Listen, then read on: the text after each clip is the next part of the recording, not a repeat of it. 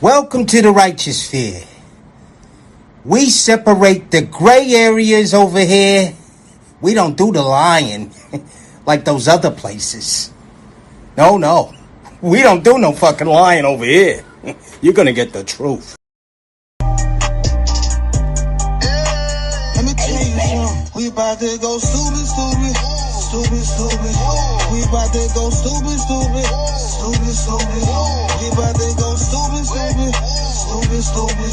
We about to go stupid. This shit we be on stupid. This shit I'm blowing on stupid fruity. If it ain't D, y'all shit right Gucci stupid. I'm Louis stupid. All about my check and I go stupid. Lord, they blood out like he pooping. Nigga thugged out like he pooping. Ain't a coop, nigga can't scoop me. I hear the hate loud, call it rootin'. Dodo bird, a real extra bitch. Speeding around in a dumb wheel. Push start, banana split. Dior bag, hold an extra clip. Cuff a rap nigga, extra drip, then stack with him. Extra flip, short of water, real loony bitch. Purse Gucci, no Dooney bitch. Pussy talk, no rumor-ish. On a whole head like a tumor sick. Shots fired, I don't miss. I'm the definition of a real bitch. We be on stupid.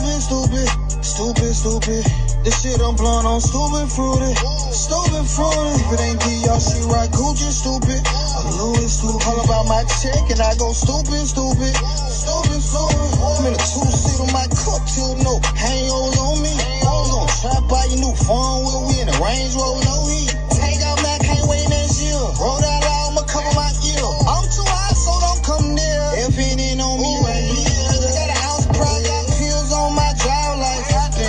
We're broke way too long, main reason all love be spinning. Took it all last year, now I'm back up. Both on your main, now she stuck. I don't do favors and don't trust luck. I'm pulling up if it's by the book. This shit we be on stupid. This shit I'm blowing on stupid fruity. If it ain't D, y'all shit right Gucci stupid. I'm Louis stupid. All about my check and I go stupid.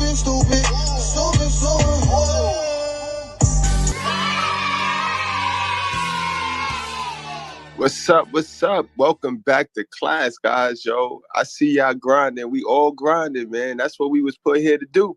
We was put here to grind on our purpose, man. Salute to y'all. Salute to all the brothers that's really grinding and doing what they got to do to better position themselves in this wicked land, this wicked system.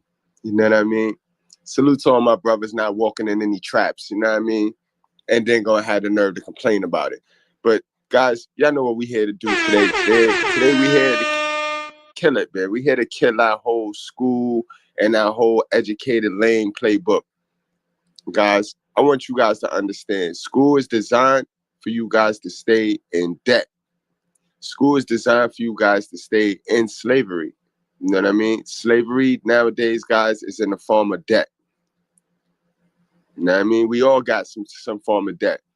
I'm about to take care of these motherfucking parking ticket letters and shit that I keep getting every fucking day. If I was to show you guys this stack of fucking parking tickets and toll fees and shit, you guys would be like, God damn, Mr. Goodbrad. And see, those are the shackles that hold us back in life. Those are the shackles, guys. That's what fuck our money up. That's what have us hating on motherfuckers that are freer than us because they ain't got those bills. And go for you too, ladies. You know what I mean? Think I don't know about those BBL on payment plans that's increasing. You done paid for a whole new butt and you ain't even paid for it yet. You paid for a whole new body and you in debt now. You a slave to that company, to that office that did that work for you. And the longer you take to pay that, the more it grow, the interest grow. And this is with a lot of the debts, guys. Think about it. The tickets start off at $40 and magically the shit end at $100 something. That's debt. That's slavery, guys. You got to be aware of that. Can't be capping red pill and you not clearing debt. You not jumping on shit as soon as it come up. Because that's how they trap us, guys. That's how they trap us, guys. You know what I mean? Debt. Debt is the new slavery, guys. All right, so without any further ado, those of you that need to hit the lockers because y'all refuse to take in new information that can help you, y'all need to go now because, you know what I mean? I know y'all fixated. A lot of us were told, go to school, get a job, get a girl, get a family, and live happily ever after. A lot of us were sold on that bullshit, you know what I mean? And that's part of the systematic racism. That's part of the systematic slavery, guys. That's part of it. You know what I mean? That a whole idea that was created and pushed over years and years of time, that is false, guys. So y'all need to hit the lockers, those of you that do not want to understand and do not want to know why all the C and D students, the guys that was getting 65s, is hiring motherfucking the A students right now. If you don't want to know that, if you can't bear to deal with that because you was one of them A students that got every answer right, always had your hand up in class, you know what I mean, and can't figure out why you in Walmart right now and why us brothers that you thought you was better than get to do this shit right here and our purpose, then you need to go to the lockers, guys, because this is not going to be the show for you. But for the rest of you guys, y'all know what time it is, guys. Y'all know what time it is. It's time to get to the truth. The truth is our love language. And nowadays, the truth got to be anybody that talk to you, if you want to know how much they fuck with you, let them start lying to you. They don't fuck with you when they start lying to you, saying shit you want them to hear, you want to hear. Guys, I posted this like 2 days ago. We live in a society that will do and say anything to protect these hell of a mothers because they know these women will continue to sacrifice them kids to their schools and prison systems, guys. That was a pretty accurate post right there. Of course, that post should have been viral, should have had 100-something likes, but posts like that on Facebook don't get no traction because we know that's gyno land. That is for them, by them. All we can do is cater to, pander, and buy in. That's all we're supposed to do. The social media, these apps, guys, Instagram, Facebook, these shits ain't for us. These shits is for us to shut the fuck up and pick and spend our money. You know what I mean? That's why dirty salute to dirty. Y'all got to get onto these channels. Y'all got to start building with the brothers. We got to start coming up with our own shit. We got to start coming up with our own shit. But not to shy away from what we here for, guys. Guys, which side is which? Which side is the prison side and which side is the school side, guys? You know what I mean? Ain't that spooky right there, guys? The left side is the prison side. The right side is the school side. And you would only know that because the school bus. Because you identify school with the yellow bus, the cheese bus. But had I just swapped that school bus picture on the top, you'd be fucked up in the game. You'd be totally assed out. Totally assed out. You wouldn't know which one was which. And this is what we fed with from young, guys, from young. So let's go get into this. Let's go on and get into this live. We got a lot to unpack. You know what I mean? A lot to unpack today. So let's start unpacking it. Let's get to work. Let's get to work, good brads. Y'all had y'all breakfast yet, good brads? Yo, you know breakfast is the first meal of the day, most important meal of the day. You eat your breakfast, you've been there, ate all 3 of your meals for the rest of the day for some weird reason. When you eat breakfast, bro, you end up eating all the other 2 meals. All right. Now, these are just some cold, hard facts by single moms. You know what I mean? And these are the truth. These are the truths. You know what I mean? I do the research. You know what I do? I bring you the research. I have my own knowledge, my own ideologies, and I have my own way of putting it. But I also, one of my skill sets is getting the truth and being able to deliver you the truth from somebody else, from the stats. You know what I mean? From reliable sources. You know what I mean? So you don't always have to take my word for it. People are saying the same shit I'm saying. You know what I mean? Because the statistics, both from the left and the right, are overwhelming on what happens to illegitimate children. About 70% of juvenile delinquents, teenage runaways, pregnancies out of wedlock are committed by the children of single mothers. If you were in the womb right now and you could choose whether to be black, white, rich, poor, The one thing you should hope for as a child in the womb is my parents are married. The statistics still are, if you look at it from the end of the spectrum of who ends up in jail, who ends up a murderer, who ends up a teenage runaway, who ends up getting pregnant out of wedlock herself, who ends up a rapist, about 70%, according to both the Village Voice and all these conservative pro-family groups, are going to be the children of single mothers. I mean, that is simply a fact. Now, imagine in America with 70% fewer teenage runaways, fewer teenage murders, fewer teenage drug addicts, fewer teenage pregnancies. That's what single mothers have created. And like I say, if you want what's best for your child, if you are pregnant out of wedlock, either marry the father, and by the way, shotgun marriages used to work just fine, but we've gotten rid of the stigma of a woman having a child out of wedlock. The problem is, and that's key right there, guys. So y'all might be like, "What, bro? What the hell has got to do? Got a lot to do with it." That government Satan Zaddy education, guys, ain't gonna help without the father, because the only teachings, the only knowledge that's gonna get us to the peace at the end of the day is the teachings that we supposed to learn from the Bible. You see how that work? The teachings from our father. You know what I mean? And if our moms ain't gonna teach us the Bible and she just gonna rely on this school system because it's easier, it gives her a chance to go out there and work and compete with our father, then we might as well not even play ourselves. That's why we poor. That's why we poor. That's why we hating. That's why we in denial. That's why we deflect, that's why we many versions of our mother. It's good to get rid of those stigmas because we would put people always in a box. You know, this is the way you have to be. This is the way it works out. And this is not an ideal world. And you're talking about an ideal world. Oh, in an ideal world, by the way, everyone has a mom and dad. We're going back, to the days of happy days. Listen to this simp enforcer priest.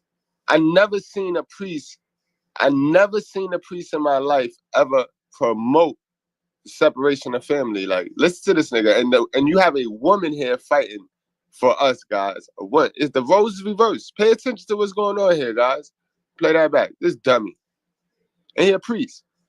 Because we would put people always in a box. This is the way you have to be. This is the way it works out. And this is not an ideal world. And you're talking about an ideal world. Oh, in an ideal world, by the way, everyone has a mom and dad.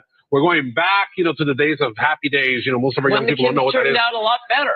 Well, and they were given every advantage in life. Stigmas are good things. Look, we have a stigma against smoking. Who are the single mothers of today? Smoking is bad for you. But smoking is not as bad for you as being raised by a single mother. And yet, we do have stigmas, and they're good things. Stigmas against smoking, and yet smoking is not as bad for you as single motherhood. And there ought to be. How do you come to that conclusion? I've just cited the statistics over and over. Yo, this guy is bugging. She on point though. She right. I agree with her. I agree. Single motherism is what gonna keep this generation curse going. You know what I mean? After a smoker die, he die. That don't mean that person, anybody that he raising or he's in connected with going catch his cancer. But single motherism is a poison, guys. It's a toxicity that grows. It multiplies. One kills you. We know that smoking kills you. One destroys a life. Look, the point is not what has happened to children who have been raised by single mothers already. Wish you the best. The point is to influence choices going forward. Because everyone here is outraged in this audience. I mean, you are citing statistics. I know that they're credible, but what we're hearing here is you. So if she's citing statistics and you know they're credible, why fight it? Why fight it? Why fight it? Kind of focus, this approach, anti-single mothers. Do you really believe all of that stuff? Who's the Christian here, Father? I care about the children. I care about how they are raised. We gotta care about all of them. And for you to be encouraging women to have children out of wedlock and discouraging them from being sent to nice adoptive homes, I find shocking. Yo, I'm gonna go down that rabbit hole, T.O. She on their ass, T.O. She on their ass like Sister Candace, B. But that dude was crazy. That was a priest. And I tell you, the significance of that piece there is I tell you that they go to these churches, they go to our agriculture, and they go to these hospitals. And that's where the plague get plugged in first. That's where the plague get plugged in first. So he's sitting there trying to manipulate a bunch of women that having kids, like bastard babies is okay. And he a whole priest. You see the manipulation? You see the manipulation? Let's move right along, guys. Our schools becoming more like prisons. They actually had an article on this, and I got the article, and then I linked it to a video so that I could show you, because you guys know I don't like reading shit, yo. You don't know who wrote the shit. I can't see no facial expressions. I don't know if you're telling the truth. You know what I mean? Seeing is believing, man. Seeing is believing.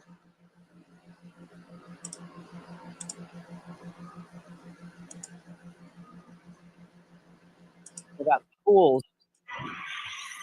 We're continuing our discussion about schools. Are they looking more like prisons? Because we've talked about beatings, we've talked about guns. Well, how about physical activity? Who do you think gets more of it? Kids in school or inmates in prison? I guess handcuffs for prison, book for school. Mm-hmm. More activity, more exercise in prison, I think. You think more in prison, Dr. I Tiff? think it's more in prison. Yeah, you heard her? That was a key analogy right there. Handcuffs for prison, books for school. You see how they could handcuff you. Them little books that you poison your subconscious brain with because you read something, but you don't experience it or you don't know how to apply it to yourself, right? So you just read it and now you think you know something. That's a shackle. That's a shackle. Their books will keep you away from knowing what our God said. You know what I mean? But yet, they send them to them schools, though, faithfully. What do you think? I'm with her. Nation school recommendation, 2.5 hours a week for kids. Prisons, double that, 5 hours a week on average. But that's just wrong. That's terrible. Especially when we are dealing with obesity in children. I mean, it's ridiculous, and right? Anybody who has kids know they get antsy, they get frustrated. Right. You got to let them get out and exert that energy so they can refocus. And Darren, the workout king, you know how great exercise is for the mind, not just the body. And our kids need that. Well, and it's not just clarity and focus, but it's also burning off some of that energy, releasing the endorphins and an overall sense of well-being.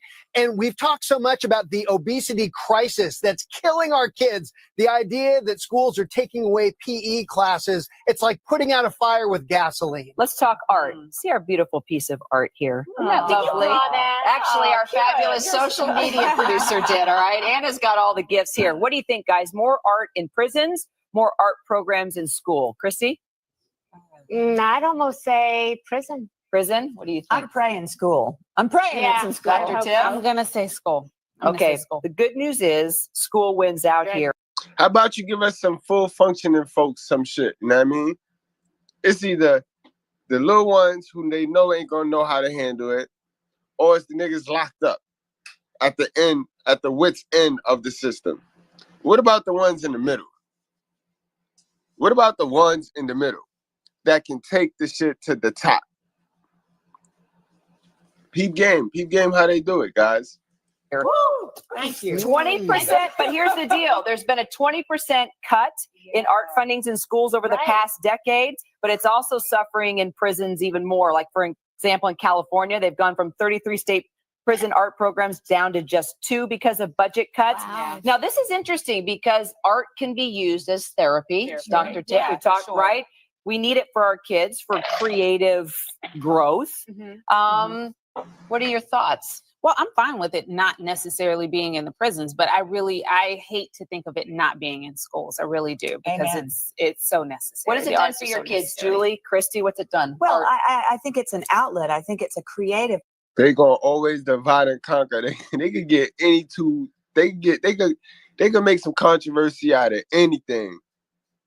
Outlet. I mean, I've got a 14-year-old. I can't even tackle her algebra problems, and then she's going into science, and then she's going into civics, and then you've got to give them PE and art. I mean, come on, let these kids have a little break during the day. So structured. I think art is one of those avenues where they can be very unique and they express learn themselves. They learn things from it too. I have it all over my house. It's the most beautiful artwork in my home, Darren.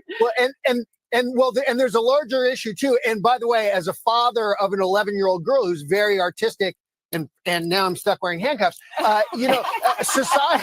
Societies at large can be analyzed by how the arts flourished in them. When we look back historically at how successful a society is, the arts and creativity, it's so important. And to lose that, it's just tragic. All right, let's hit nutrition. 2 meals here. I've got pizza, fries, and milk on one side. I've got chicken, broccoli, potato, and just water on another side. Who do you think gets the healthier meal? Prison? I've never seen anything like that in school. Okay. Have you? Seriously, did you ever have? All right. That's a whole fucking fact. What school she going to? What school she going to? But yo, salute KDH. No doubt, yo, you're not going to get this information nowhere, guys. So you're saying healthier in prison? Look like that. Julie? I think it's a toss-up. I mean, our school has amazing food. Like, I went in there and told my daughter, I want to come to lunch here. So I don't know. Toss it up for me. All right, here's the outcome, guys. Go ahead. Prisoner gets about 1,300 calories per meal. The average spent $262 on a meal. A student gets 1,400 calories per meal. Wow. Average spent $268. It's pretty even, Steven, guys. Now look how much it costs to feed a prisoner and a student. But how much money do they make off these motherfuckers, yo? We already know how much they make off a house and one bed for a prisoner, and you already know how much school tuition it costs you for 4 fucking years. And all it takes is $3 fucking to feed that motherfucker. What a flip. What a flip, guys. What a flip. What a flip. I'm not the smartest nigga in the world, but that's a flip. Mm-hmm. Our schools should be better than our prisons, though. Imagine. That's a hell of a flip. Word. That's a fact, though. You was on point with it, Master Flight Major. Word, yo. You was definitely on point with it. Because it's not. School is not teaching these kids, man. And let's move right along. Let's move it right on along. So we got a lot to unpack today, and we're going to tie it in. I ain't even begin to tie it in. Tie it in. This is just the surface level. It's easy type shit.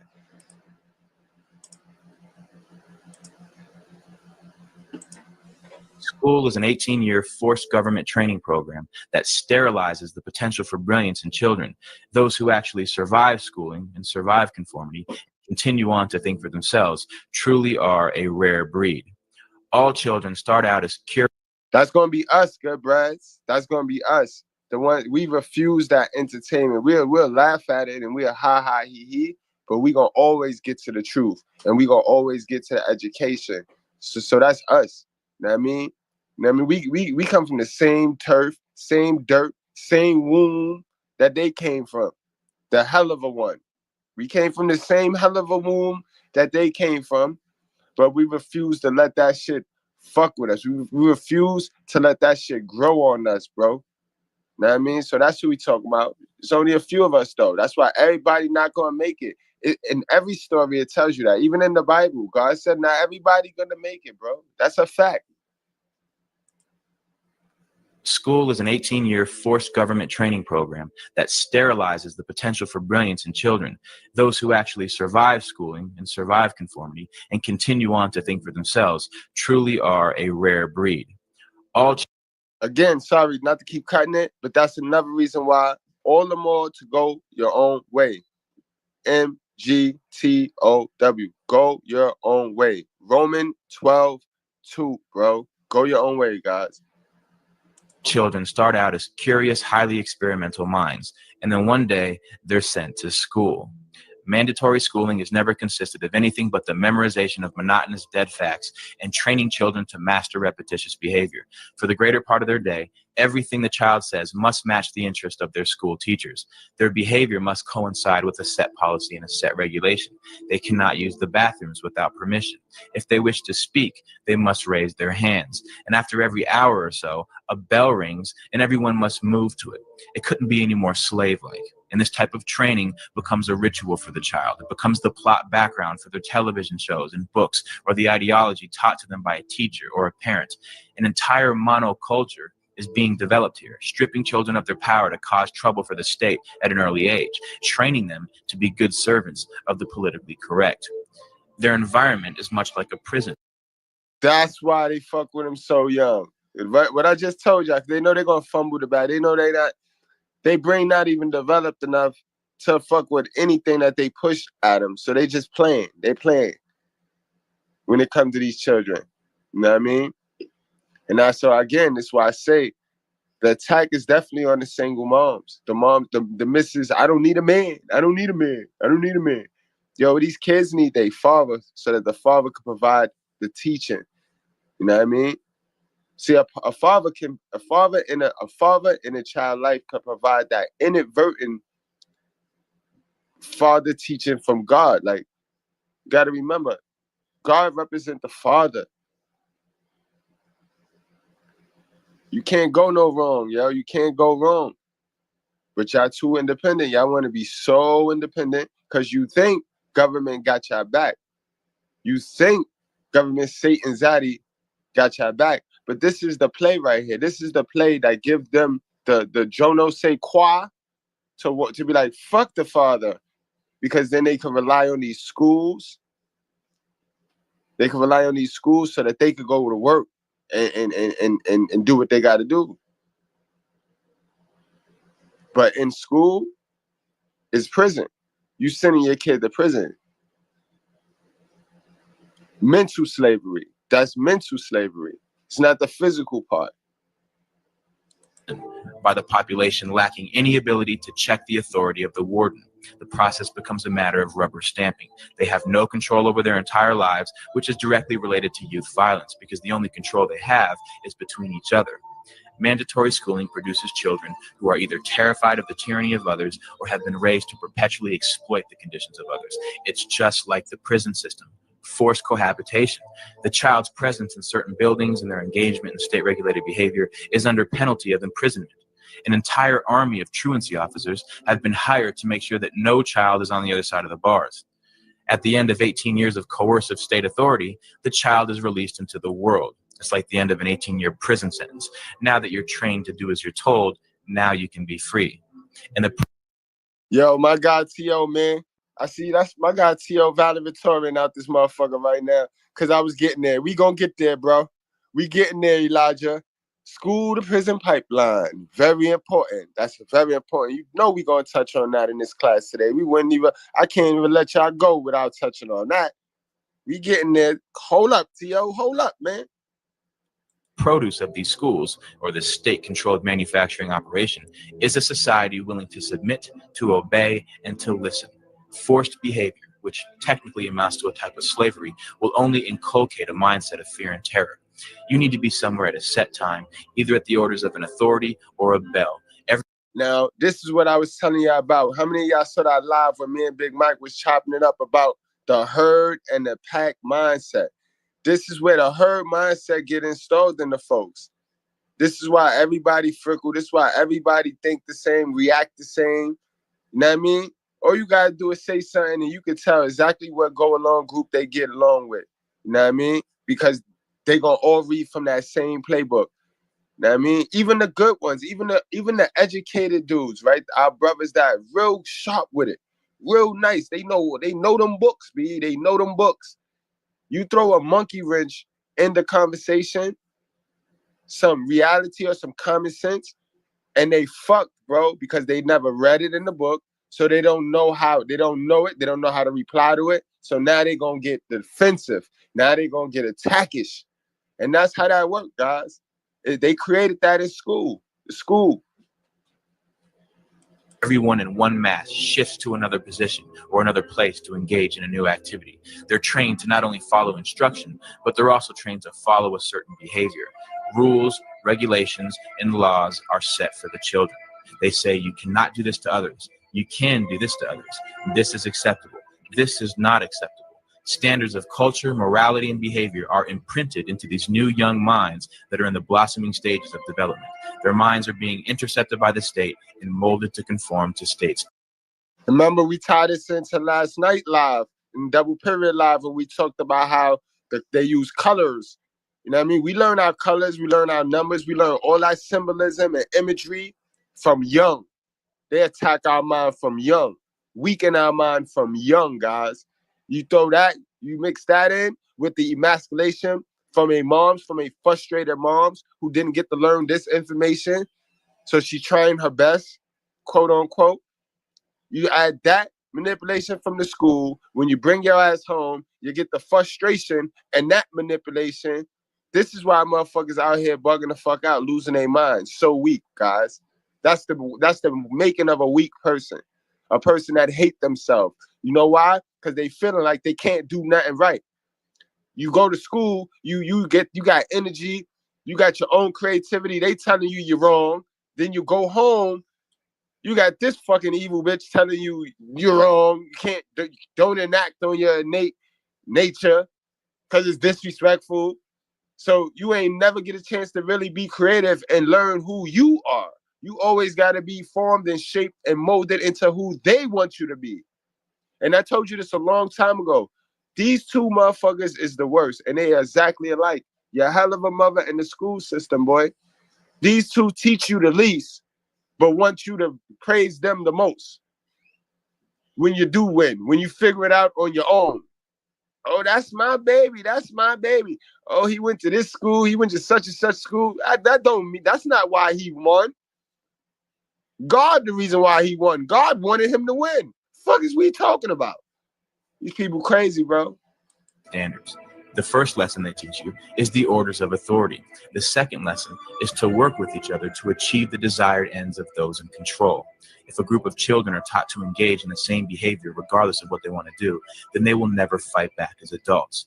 And this is your group of tenants who will live in roaches and never call the health inspector. This is your group of citizens who is easily terrified by police officers into voluntarily giving up their rights. This is your group of workers who surrender their lives to the corporation who tells them how to dress, how to speak, what time to wake up, which means they essentially tell you what time to go to sleep if they tell you what time to wake up. This is nothing new. These are the fruits. It's true. You see these goofy ass, cornball ass people. Look at the women. It told them, yo, look like this, be like this, get this. And they all ran out there looking the same. All got the same fake ass, Kim Kardashian style fake face, or the Nicki face. Now, I mean, they all look like robots. They all robots. Her mindset. Look at the niggas. Look at the goofy ass niggas. They all go out there, tight ass jeans now. Everybody wearing tight jeans. Motherfuckers got these man bags and these fucking purses going across their body. Like, what the fuck? What kind of programming is that? Of mandatory schooling. If we look into the roots of 19th century industrialism, the Civil War demonstrated to industrialists and financiers how a standardized population trained to follow orders without significant thought could be made to function as a money tree.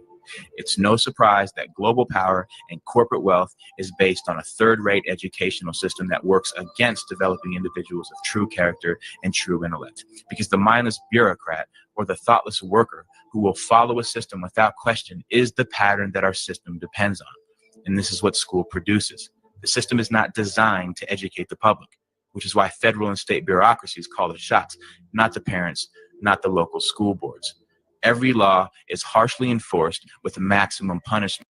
Do you hear that, class? That means systematic racism is based on class, dummy, not race. It's based on if you got money, you're good, you're free. And if you don't got money because you done bought into their school system and what they media tell you, then you're a dummy and you gonna stay poor. And it's a choice. Poverty is a choice. Yes, it is. So we not victims. People choose to stay in poverty. People grow comfortable in poverty. You know what I mean? Because it was cast on them through the school system. Everybody got to go to school. You can't duck that. You got to send your kid to school, man. You got to. It's no way around that. But the only way to defeat that is by having a man there, a masculine man there, following that man lead. The tone of a principal is much like the tone of a warden, with no check on his authority. They will always have a way of using coercive ability to enforce a standard on the population. Strict punishment awaits any kid who disobeys this ruling force. And there is no doubt that an active student body reflects positively on school administrators. It's like factory floor men. They're fulfilling their quotas to the inspecting superintendent of the local school district. This is the reality of government training. The state doesn't care if children are homeless or on the streets or suffering from malnutrition and hunger. But the second the child fails to appear in school at the scheduled time, like a court date, the police are alerted. Exactly. It's just like the father. As soon as you ain't paying that child support, they coming. You know what I mean? This is why the teachers are quitting, guys, because they know the state is the chancellor. What she said, the school board is scared of the state. The parents are the teachers are scared of the parents, and the parents are scared of the fucking children, bro. So this is why the teachers are quitting, because somewhere down the chain, they know they don't even matter. They don't even count. What they teaching ain't even important, for one.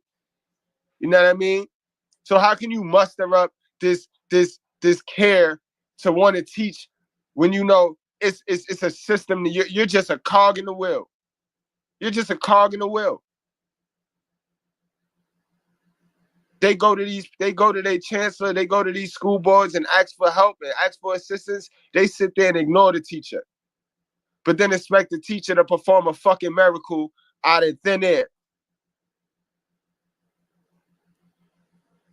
Parents expecting the teachers to do everything for the kids. The parents don't expect the single mothers don't think that they supposed to teach their kid anything. They think that that's the school job.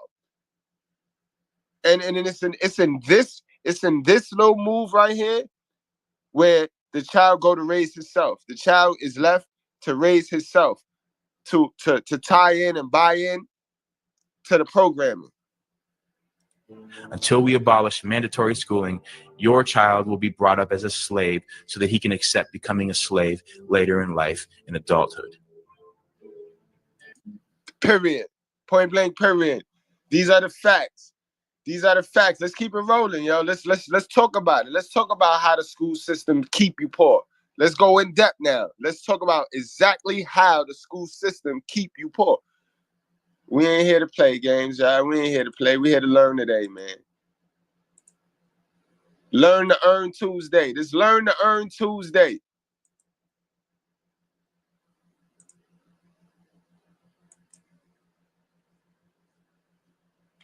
Something that I find fascinating is how much our lives are affected by things we were taught as kids. One of them is what we were taught about schools. Most of us were taught to consider schools as the gateway to success and money. And from a young age, we are conditioned to start thinking about paying for college, no matter the cost. But is school as good of a deal as they make it up to be?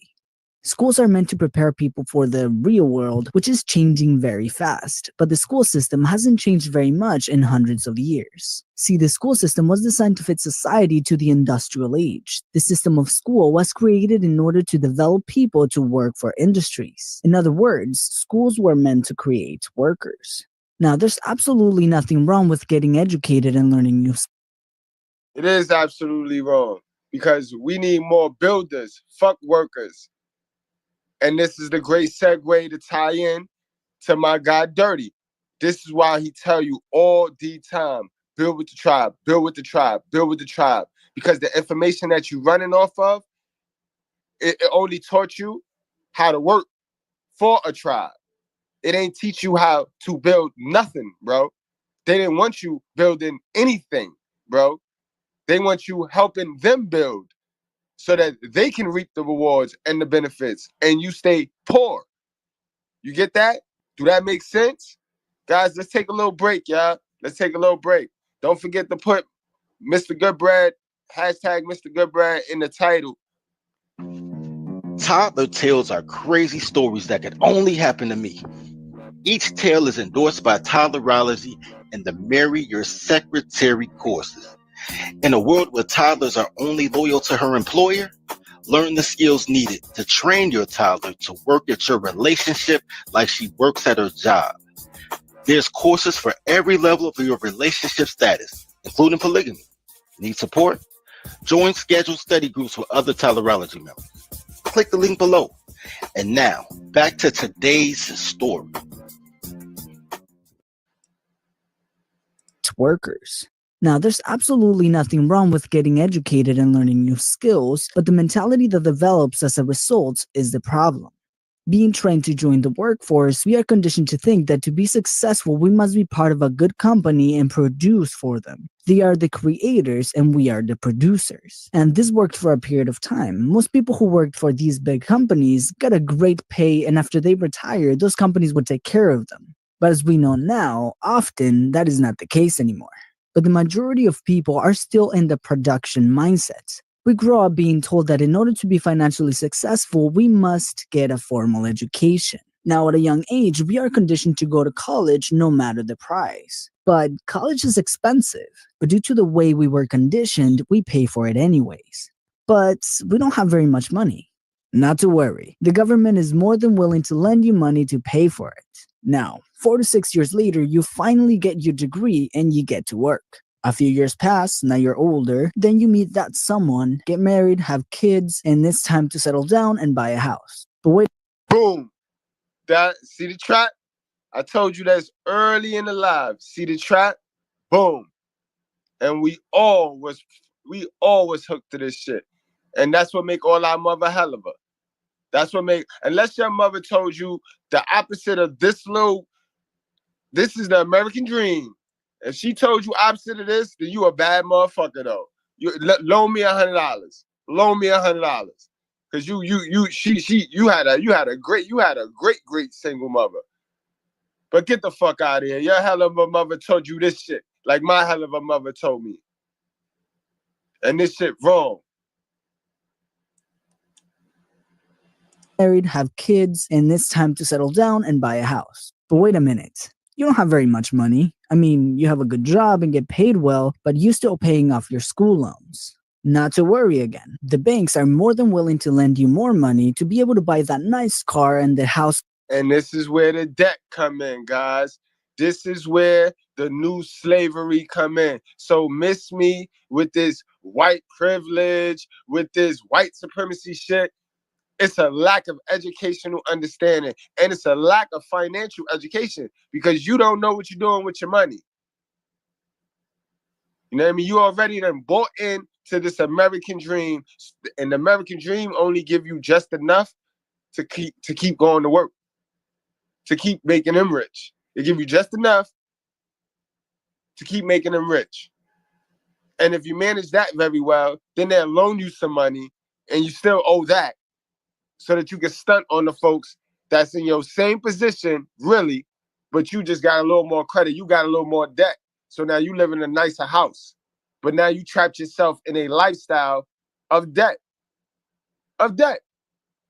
So you got a bunch of people looking at you like, oh, they're better than me because they got this, they got that.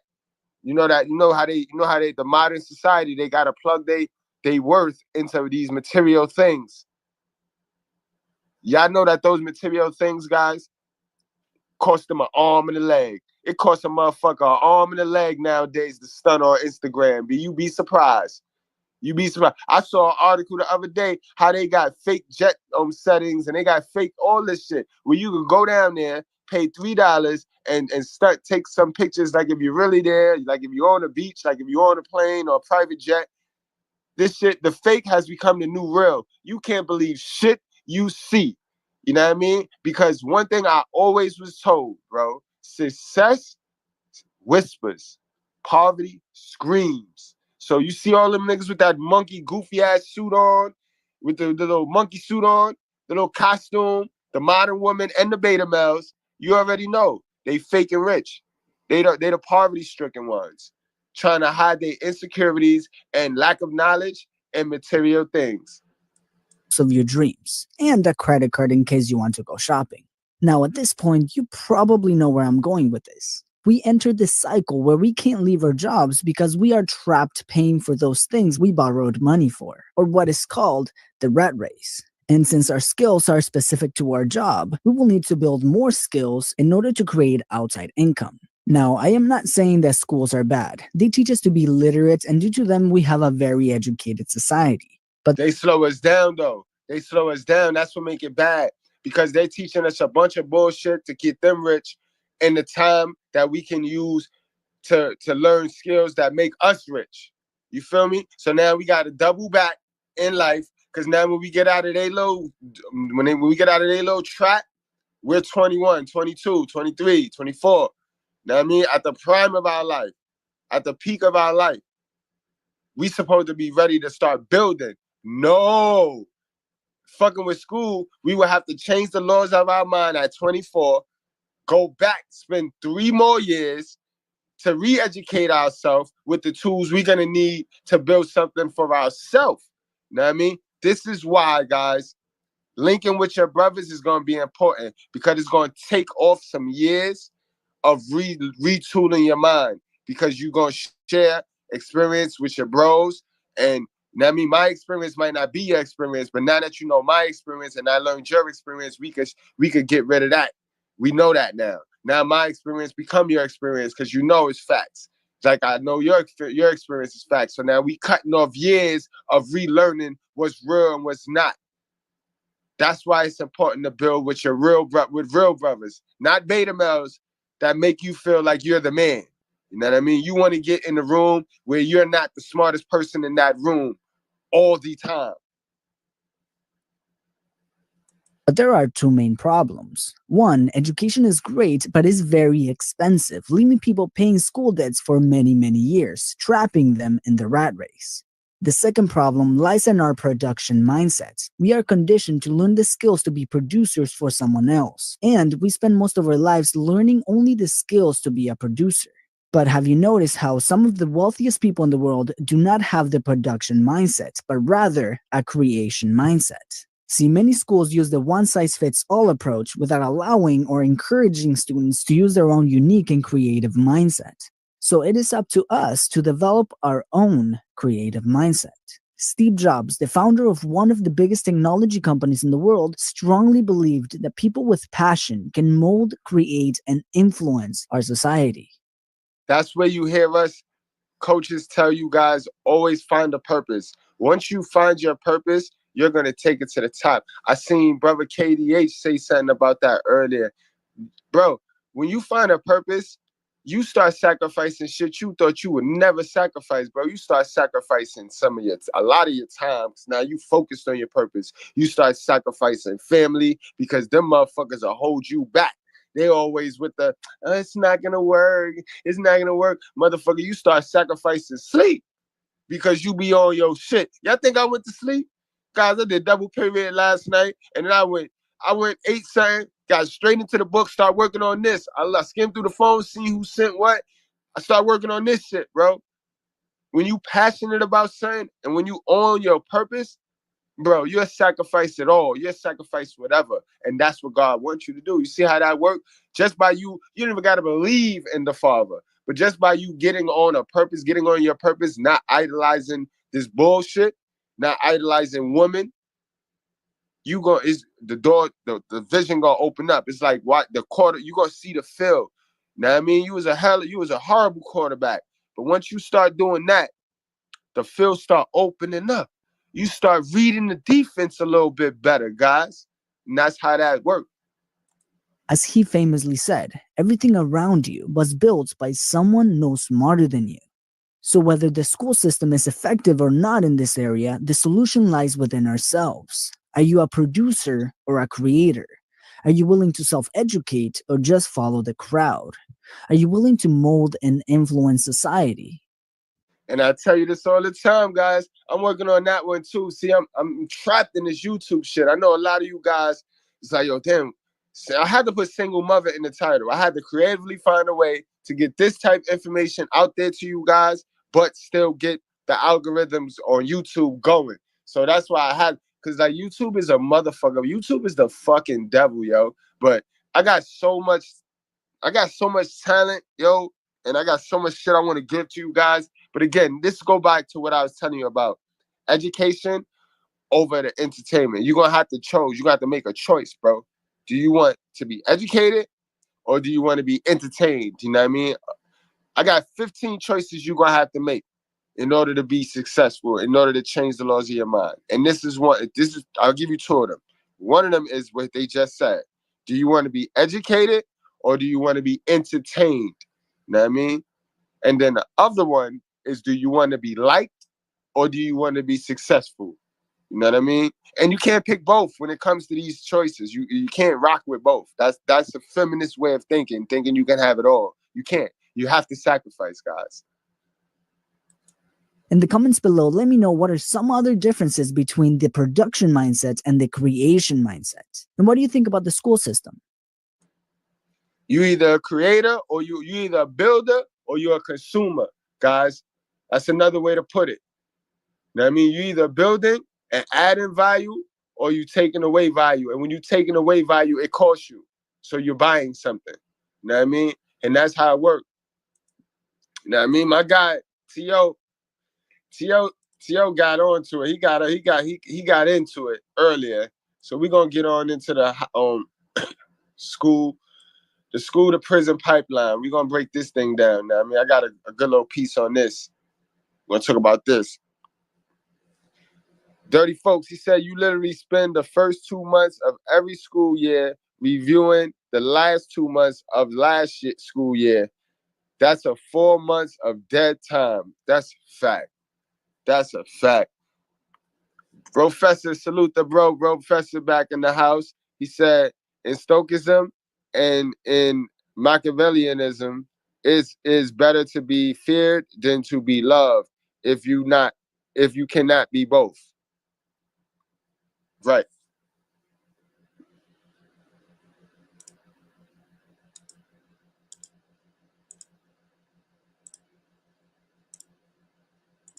All right, guys. Prison pipeline. What we got?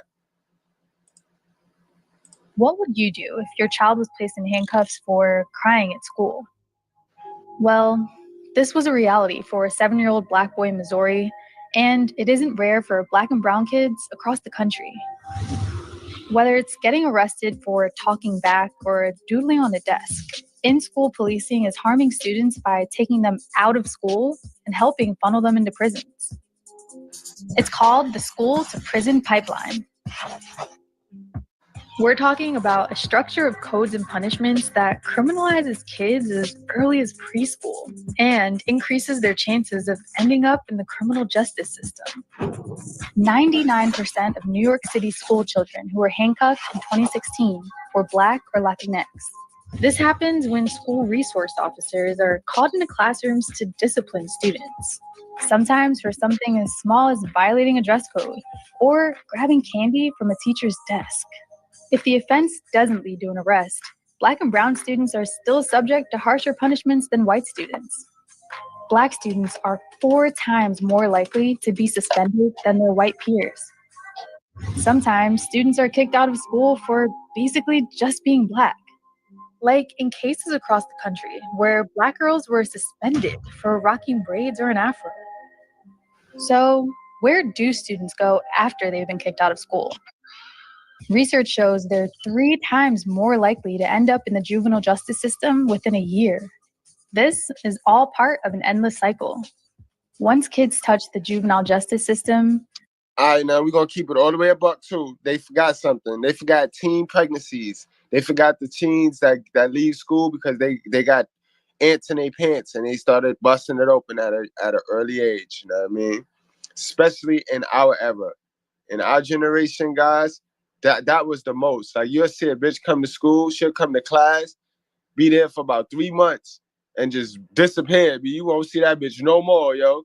You was sitting there mustering enough courage to go talk to her ass because she had that look like she was busting it open. So you sat there and waited 3 whole months. The day you thought you was going to talk to the bitch, she ain't even there. You ain't see her no more. Yeah, that's a reason. That's a reason to drop out. And then start entering into prostitution and, you know what I mean? And before you know it, prison.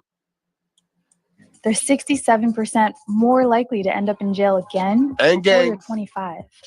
So What lessons are schools and police really teaching our kids here? How can kids excel in school if they're always being kicked out of them? Because that's the plan. That's the plan. Get the mother to buy in, get rid of the dad, fork over the kids, sacrifice the kids. You know what I mean? Sacrifice the kids to the system, and the system regurg and spit it right back out to his other partner. You know what I mean, guys? Gotta understand. The devil got a whole bunch. He got a lot, man. The court system, the school system,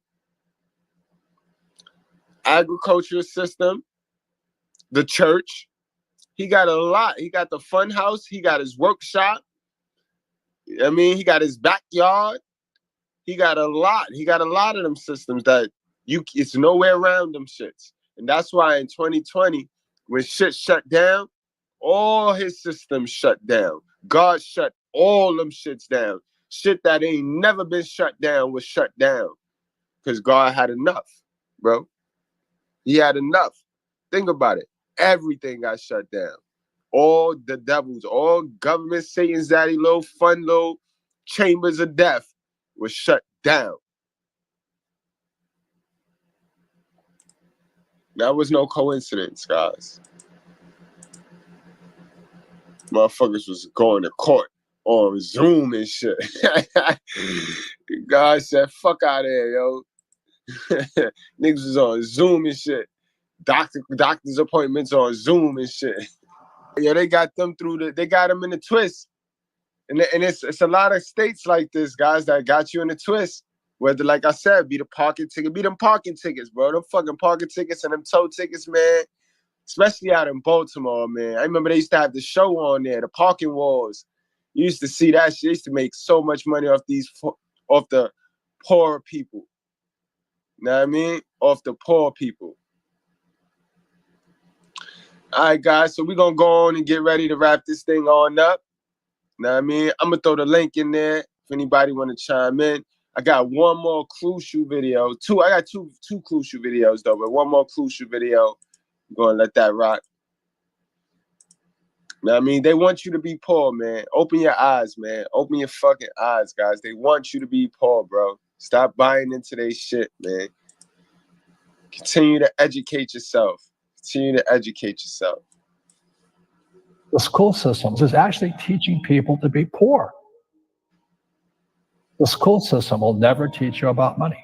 The school system was designed to teach you to be an employee or a doctor or a lawyer, a specialist, but never about money. My father was the head of education, PhD, all that stuff.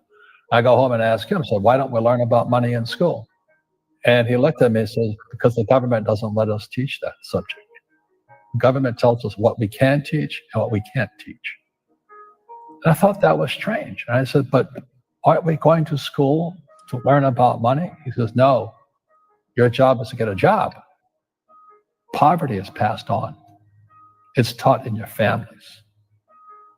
And middle class is taught in families. And it's sad, it's a lot of boomers that didn't see this possible. It's a lot of boomers that when you talk to them, all they could tell you is the school shit. Because they didn't see this technology shit. They didn't foresee this shit. You know what I mean? So they'll mislead you too, guys. They'll mislead you.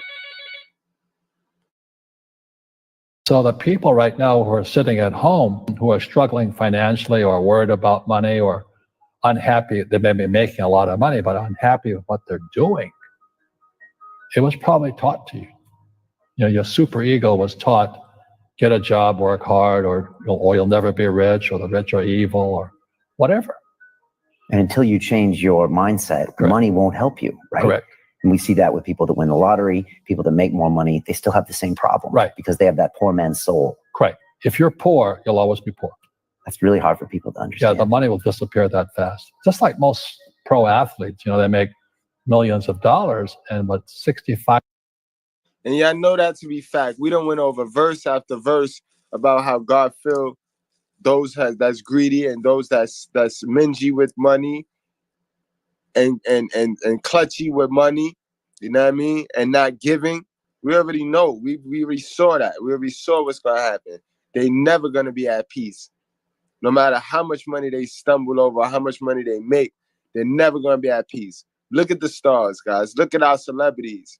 They always in something. Always in something. 5% are bankrupt 5 years later. It's because they come from poor families. Now you tell them that, they get very angry at you. It's not, it's the rich fault. You know, it's you guys ripped me off and government ripped me off. But unfortunately, what Mr. Lipton was saying, it's passed down genetically. Yep. The moment I pay you, you think like an employee. That's the trap. Entrepreneurs work for free. The moment you accept the paycheck, your brain goes dead. As long as you're... You heard that, guys? That's key. The moment you accept a paycheck, your brain go dead because now you're complacent. Now you're a consumer. You're not a builder. Now, I mean, once you set the passion, remember I told you guys, you want to set goals, not desires, bro. Once you set the goal, it's on now. You set the desire. Once you get it, you stop. You're comfortable now.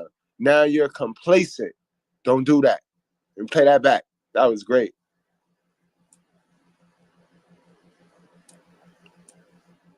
As you guys ripped me off and government ripped me off. But unfortunately, what Mr. Lipton was saying, it's passed down genetically. The moment I pay you, you think like an employee. That's the trap. Entrepreneurs work for free. The moment you accept the paycheck, your brain goes dead. As long as you're hungry, you'll think. You see people say, well, why don't you give the poor money? So the only problem with that is it just creates more poor people. Give a man a fish, he fishes for the day, or eats for the day. Yeah, you give a man a fish, you get a lot of people who want more fish, you know? Well, listen, bro, if all the rich people in the world swap with a poor person in the world, 5 years from now, the rich people will be rich again, and the poor people will be dead, fucked, broke, bro. How much you make a bet of that? So it's not about that. It's about the education. It's about the knowledge. It's about this shit here that we talk about on the channel. Make sure y'all hit that like button, hit that subscribe button. Y'all know what it is. Y'all know who the man. I love y'all, man. You teach them to fish. But you are the Robin Hood of knowledge, because I see you giving this knowledge out, and do the rich people cringe and say, don't tell them that, Robin? Yes. Don't tell people what you know. Right. People. Yo, don't worry. I got black folks. I got black people. I got my own kind. They cringe when I tell this shit. When I get in their ass, when I get in these factuals, you know what I mean? How you know that? How you know that? That's not all. That's not all. So don't worry about it. Many gonna be deceived. Many. He said it. God said it. I'm poor. Poor will always be amongst us because it starts up here. It's in their words, you know, and the words become flesh. When they say I can't afford it or I can't do that, they go down. They become what they say. And I made so many people, I can't afford it. You think I'm made of money? My PhD dad, he says, what do you think I am, made of money? I can't afford that. And my rich dad would say, I told y'all, these niggas ain't know what to teach us. They can't, so they told us money don't grow on trees. How many of your parents told you that? Yo, money don't grow on trees. They're a lie. They're a whole crab leg of a lie.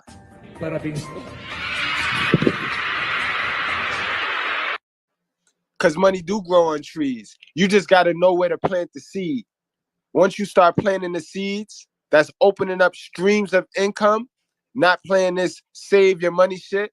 When you start putting your money back in, treat your money like little soldiers, take every dollar and use every dollar as a little soldier. Send every dollar out to bring you back more dollars. When you start playing the game like that, then money, you'll see that money grow on trees, sir. So why'd you tell me that dumb shit? Why did you instill that dumb shit in my head? Because they hell of a and they know nothing. They hell of a stupid. That's why he's poor. Poor people say, I can't afford it. I can't do that. I don't have time. Because it's an escape. It's an escape. You know what I mean? It's easy to say, I can't afford it. Oh, I'm too tired. Oh, I can't go to the gym. You know, when you could go to the gym. No, I can't. Truth is, I'm just too lazy to go to the gym. And you play it safe and you don't introduce new risks into your life. And so I have job security. Right. And your rich dad used to say what instead of I can't afford it? How can I afford it? How can I do that? You know, what would it take or why should I do that? A question opens the mind, a statement closes the mind. So when you say I can't afford it, your mind shuts down and you become what you say. Ooh, that was a key note. A question opens the mind, but a statement closes the mind. Oh, I learned something today. Okay. Yes, we got my guy Dirty Folks in the house, and this is one of his specialties, yo. Salute, Dirty. I'm glad you jumped on this one, because this is your specialty right here, bro. You've been screaming this shit. You stand on this tribe up shit, bro.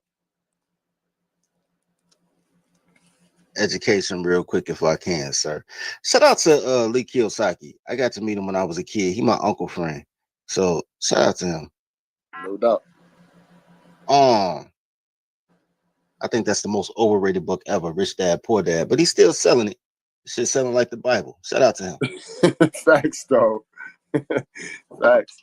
I want to say this real quick. It's some good shit in there, but I read another one that was on point, bro. No, he got a few books. It's a great book. I read that book. I was like 9 years old. Like I said, my uncle, that's my uncle friend. As a matter of fact, if y'all look in the book, if you look in the acknowledgments, you'll see Jerry Summers. That's my daddy's brother. That's my Uncle Jerry. Lit. So he got acknowledgement in the book. So that's how tight they was at that time. But the reason I say it's overrated is because it's you have to change your mind state. You have to understand it. That's a book you supposed to read when I read it at like 9 years old. Right. You're not supposed to read at 40. Right, because it's hard. It's harder the older the brain get, the harder it is to adjust and adapt and take in this information. But word, let's get back to the video. It's about to wrap it on up right now. You know, people say, well, money is not that important to me. Then if money is not that important to you, money is not important to you. I mean, you know what I mean? I don't care about money. The money doesn't care about you. You know? Yeah, people only say that the money not important when they feel it's out of their reach. When they feel they can't do nothing to get it. You know what I mean? And that's a feminist way of thinking. You know what I mean? That's that drink. Well, since I can't play to those standards, I'd rather not play. I take my ball and go home. And that's what the feminists did. And I mean, they created all of these groups to go against the other group because the other group wouldn't let them get their fuck shit off in that group as women. That's all I want to say. But the money thing is a different thing. As a man should see money not as a woman sees it. But you were taught money by women. All your teachers was women, from your parents to your actual school teachers. That's why you don't understand money. Money is a tool to be exchanged for goods and services. And men should know how to use tools. Yes. I don't always need a screwdriver, but it's nice to have one at the crib. You know what I mean? Yeah, that was a bar. Those are bars right there. Money is a tool to exchange. Yeah, that's perfect, yo. But this all I want to say real quick. I'm gonna let bro rock. I just wanted to say one thing real quick, and I'm gonna dip off. I was saying this in the comment. I wanted Tola to understand this. Bro, they only pay for your education from kindergarten to the age of 16. Everything else is another block grant. What they do is they make you repeat the lessons from the year before to stretch out your time. And then, because you're supposed to graduate at 16. There used to be a phrase that said the 6th grade education run the world. You're supposed to have your college degree by 16, bro. If you were in Britain right now, what you call high school, they call college. What you call college, they call university. Right on. Germany too. So y'all repeating a lot of shit, and y'all really don't need to. And school ain't working for you because school was made for you to work in a factory. Ain't no more factories. But that's all I was gonna say on that. I'm gonna catch y'all in the daycare, man. We're gonna talk about nutrition today. What time you on there? What time you on? I'm gonna try to go on in a half hour. I got all my stuff done, but it take me forever to make these damn thumbnails. So I was gonna ask you that because I don't want to interrupt like any flow. Because if I do a live podcast, I don't want to step on anybody's toes because we're on the same cloth right now. No doubt, no doubt. So, Dirty, what time you going? You said a half an hour after this? Because I'm about to. we wrapping it up. I'm wrapping it up. I got one more video that's about 3 minutes, and then we wrapping it up after school. And I'm gonna chill for the rest of the day. Yeah, I'm going about a half an hour, man. I figure out how to make this thumbnail. Figure out what I'm gonna call it. But I got all my talking points, so I'm ready. All right, so bro, it look like bro, 2:00 might be good on your time. 2:00 on your time, because I know Mr. Palmer got the court popping at 4:30. That's Eastern time. That's me. Yeah, nah, I'm going on at noon your time, man. Right. So it's a range for you. It's a pocket for you though, bro. But bro, what's up, man? What's up, bro? Man, I'm happy. I'm good to be alive, man. Good to be alive and well. We did the men's retreat, the first one. We did a kids retreat and we did a teenagers retreat.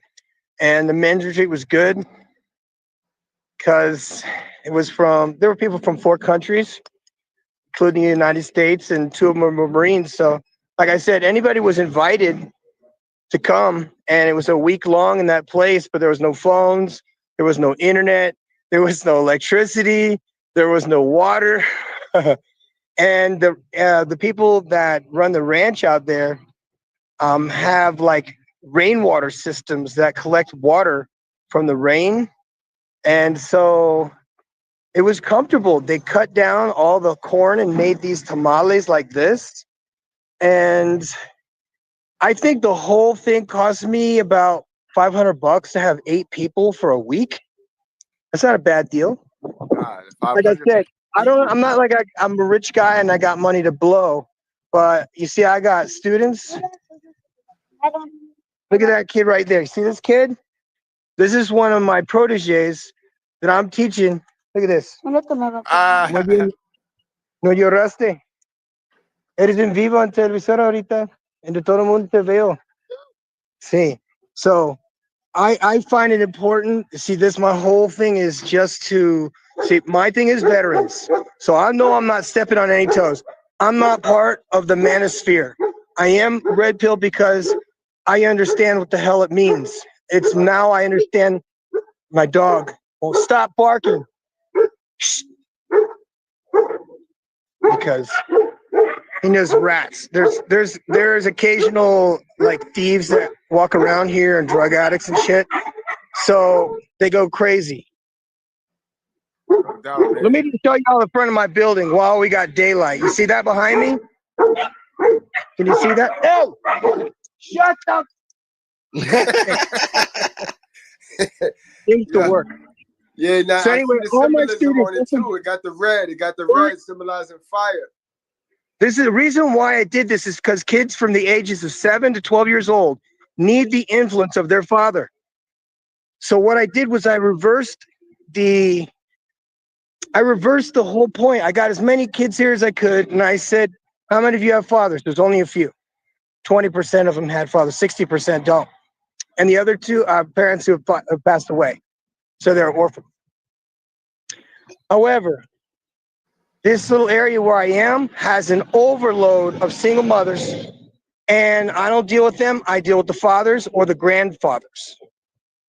I actually have a woman across the street over here that does yoga classes and does therapy for the women, the single mothers.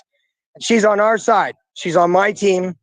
And we have yoga classes for disabled vets and for people with post-traumatic stress disorder and men who have been abused, which is most men. I hope you guys can hear me. Yeah, we got you. We hear you. So my whole point in doing this is that I can't reach the adults. I'm going to start with the kids, and I'll do the best I can as an educator, because my name might be the professor, but I actually am a professor of fire science. So here's the Fire Science Academy. Here you go, guys. There's a Fire Science Academy vehicle. As you can see, it actually says what? Fire Science Academy. And on the back of the vehicle, it says Firefighters Without Borders. See that? Yeah. Now that's what I pick you motherfuckers up at the airport with.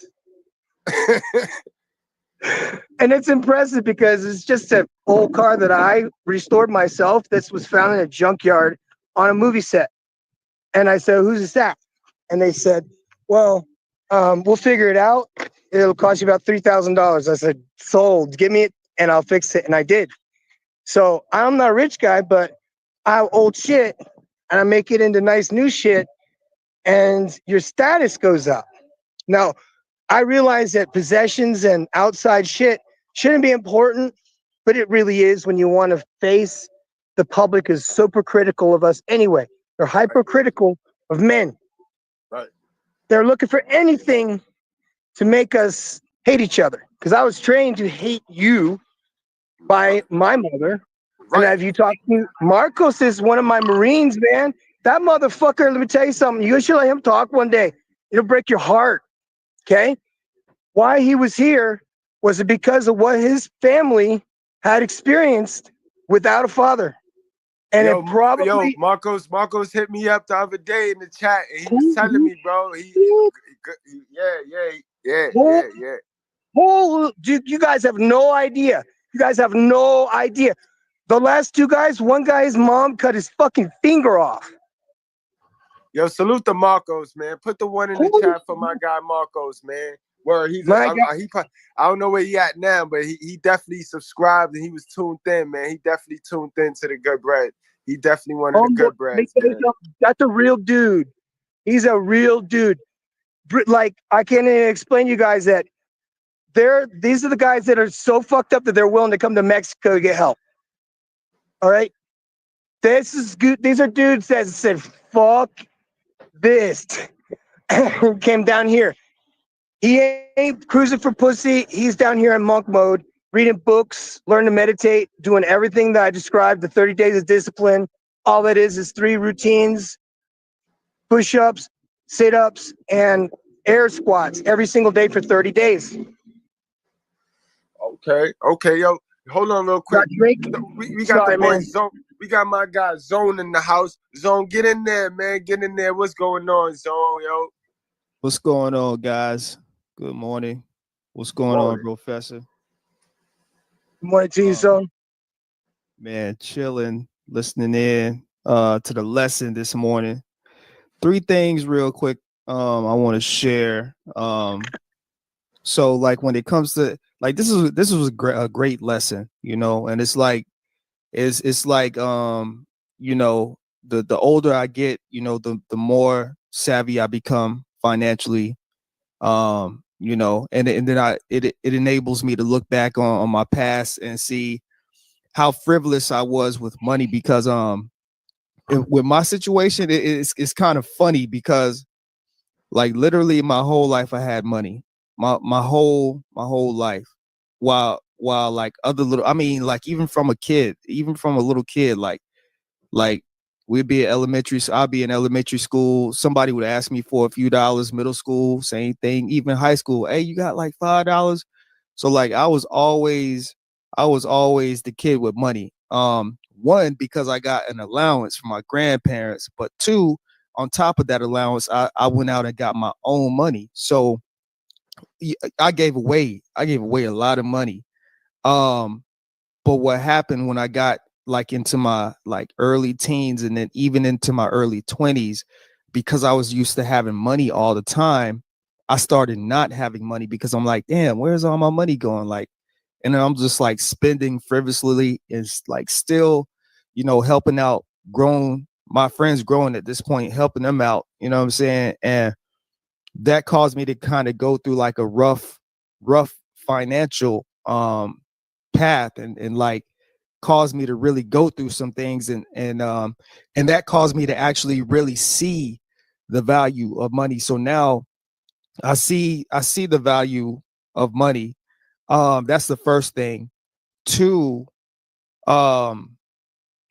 there's a video that I put up on my YouTube page yesterday. It's like a little vlog video. It's actually something I did a couple years ago, but in that clip, it's kind of touching on some of the stuff that Mr. Goodbread touched on this morning in class, where it's basically talking about the job versus an entrepreneurial mindset. In that video, I'm talking about, you know, how I struggle with my confidence in certain things, and I'm talking about a conversation that I had at the time with my dad when I wanted to go to barber school, and he didn't want to invest in me because he's a career corporate person, and I am too, to a certain degree, but I use corporate America to actually more so fund my lifestyle as opposed to living for corporate America, because I still do a couple of entrepreneurial things outside of corporate America.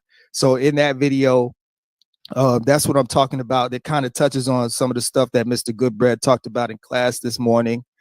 And then the last thing, so I've told this story like numerous times, but so I was in a 10-year relationship with my daughter's mother.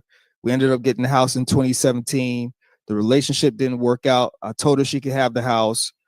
So after I left, I was kind of like, like, where am I going to go? Because my credit really wasn't that great. My finances weren't really that great after paying for everything in that house and everything happening so sporadically. So I ended up linking up with one of my friends who had a room in her apartment at the time. So I rented that room. So I moved all the way from a place called Queen Creek, Arizona, which is actually outside of the city of Phoenix. It's kind of like the country. It's like the real country, mountainous part of Arizona. It's not like Phoenix. So I moved from there back into the city of Phoenix, and I live in a city called Scottsdale, Arizona. And y'all can go online. You can look up the reputation for Scottsdale, Arizona. Scottsdale, Arizona is actually one of the wealthiest cities on the West Coast, probably one of the wealthiest cities in the United States. That's where I live right now. Now, I say that to say, not to brag or anything like that, but I say that to say that since I've been in Scottsdale, Arizona, it's allowed me to really see how rich people live and maneuver on a daily basis. It's really crazy because I go to Starbucks and I see a Rolls Royce Phantom sitting in the parking lot. I'm like, man, what the hell? Like, what I noticed though is, you notice that these millionaires and these people that have generational wealth passed down, when you look at the way they dress, they're not dressing flashy. They're wearing, golf shirts, some regular shorts, some low, you would not know. And when you look, and even some of the houses, like when you look at their house, you would not know that they're a millionaire. Zone, let me monkey branch on that real quick. You are absolutely right, Zone. Right, I own a company, own my own warehouse, right? So Saks and Bloomingdale's, they invite me every now and then to their little corporate parties. The first time I learned what you're saying is absolutely true is when I played myself going to that party, bro. I went, I'm thinking, I'm going to be with the white folks. I got to be. I went, bro. I had my best Kevin Samuels suit, bro. When I get to this fucking house, bro, the boy came to the door in them little terry cloth shorts with flip-flops and a dusty, when I say dusty t-shirt with ketchup stain. Like, CEOs don't put on this costume, this clown costume. CEOs dress comfortable. They on the beach with a margarita t-shirt and some shorts and flip-flops. So you right. Yeah, absolutely. And now the way that I'm able to actually afford living in Scottsdale is I live like right on the borderline of Scottsdale and another city, and it's kind of like the older part of Scottsdale where the prices aren't too high. But when you go and you look at the prices of the houses, you're seeing like old raggedy houses that like our grandparents and our great grandparents would have lived in. They look old, tore down, raggedy. Those houses are $800,000, $900,000. And what's happening is rich millionaires are living in those houses, and they're seeing the value of what can be in those houses. They're moving in there, they're fixing it up, they're raising the value of the area. Like, for instance, even I can't tell you how many people I see drive Lambos on my street, Ferraris on my street, Bentley, all kinds of exotic cars. But what I've noticed though is when you cross like a certain street, these people, they don't even drive their cars like past a certain past like a certain street, past a certain marker. And I started peeping that, and I'm like, damn, I never see these people drive their cars like past this street or past that street. It's because they know, like they're you know what I'm saying, like a regular guy that got some money, they're gonna want to take that car downtown. They're gonna want to be flashy. They're gonna want to try to get girls with it. They're gonna try to, drive to the hood. They're gonna try to be in places that they should not be. And I just peep the way that these people move, and I'm just like, this is crazy. It's insane. It's not insane, but it's really clever. The mindset of, like you said, like the rich person versus the poor person, because it's like you do get punished for being poor. Yep. And like Dirty said, it is definitely like a change of mindset. So, I just wanted to say those three things because, I think that I think everything like that was on my mind just kind of tied in with what you were saying this morning. Hey, I want to address that. I just put I just scheduled my show, so now I got time. And Professor left. I was trying to catch Professor. Well, Professor, if you listening, somebody came in my comments like 3 days ago and said they were down there in Mexico with you, man. So you doing the Lord's work, bro. You keep it up, man. That was Marco. That was probably Marco, bro. Keep that up. Bro, as far as the Flash goes, man, you got to understand something simple.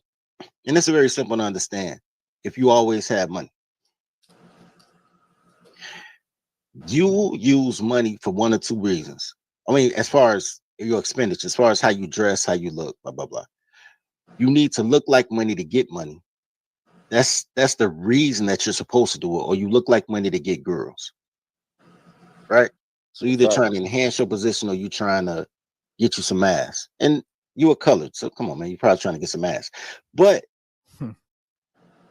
when you talk about people having a Lamborghini at the crib, but then they drive a Honda everywhere else, most people, that's not even, how many people I know that do that?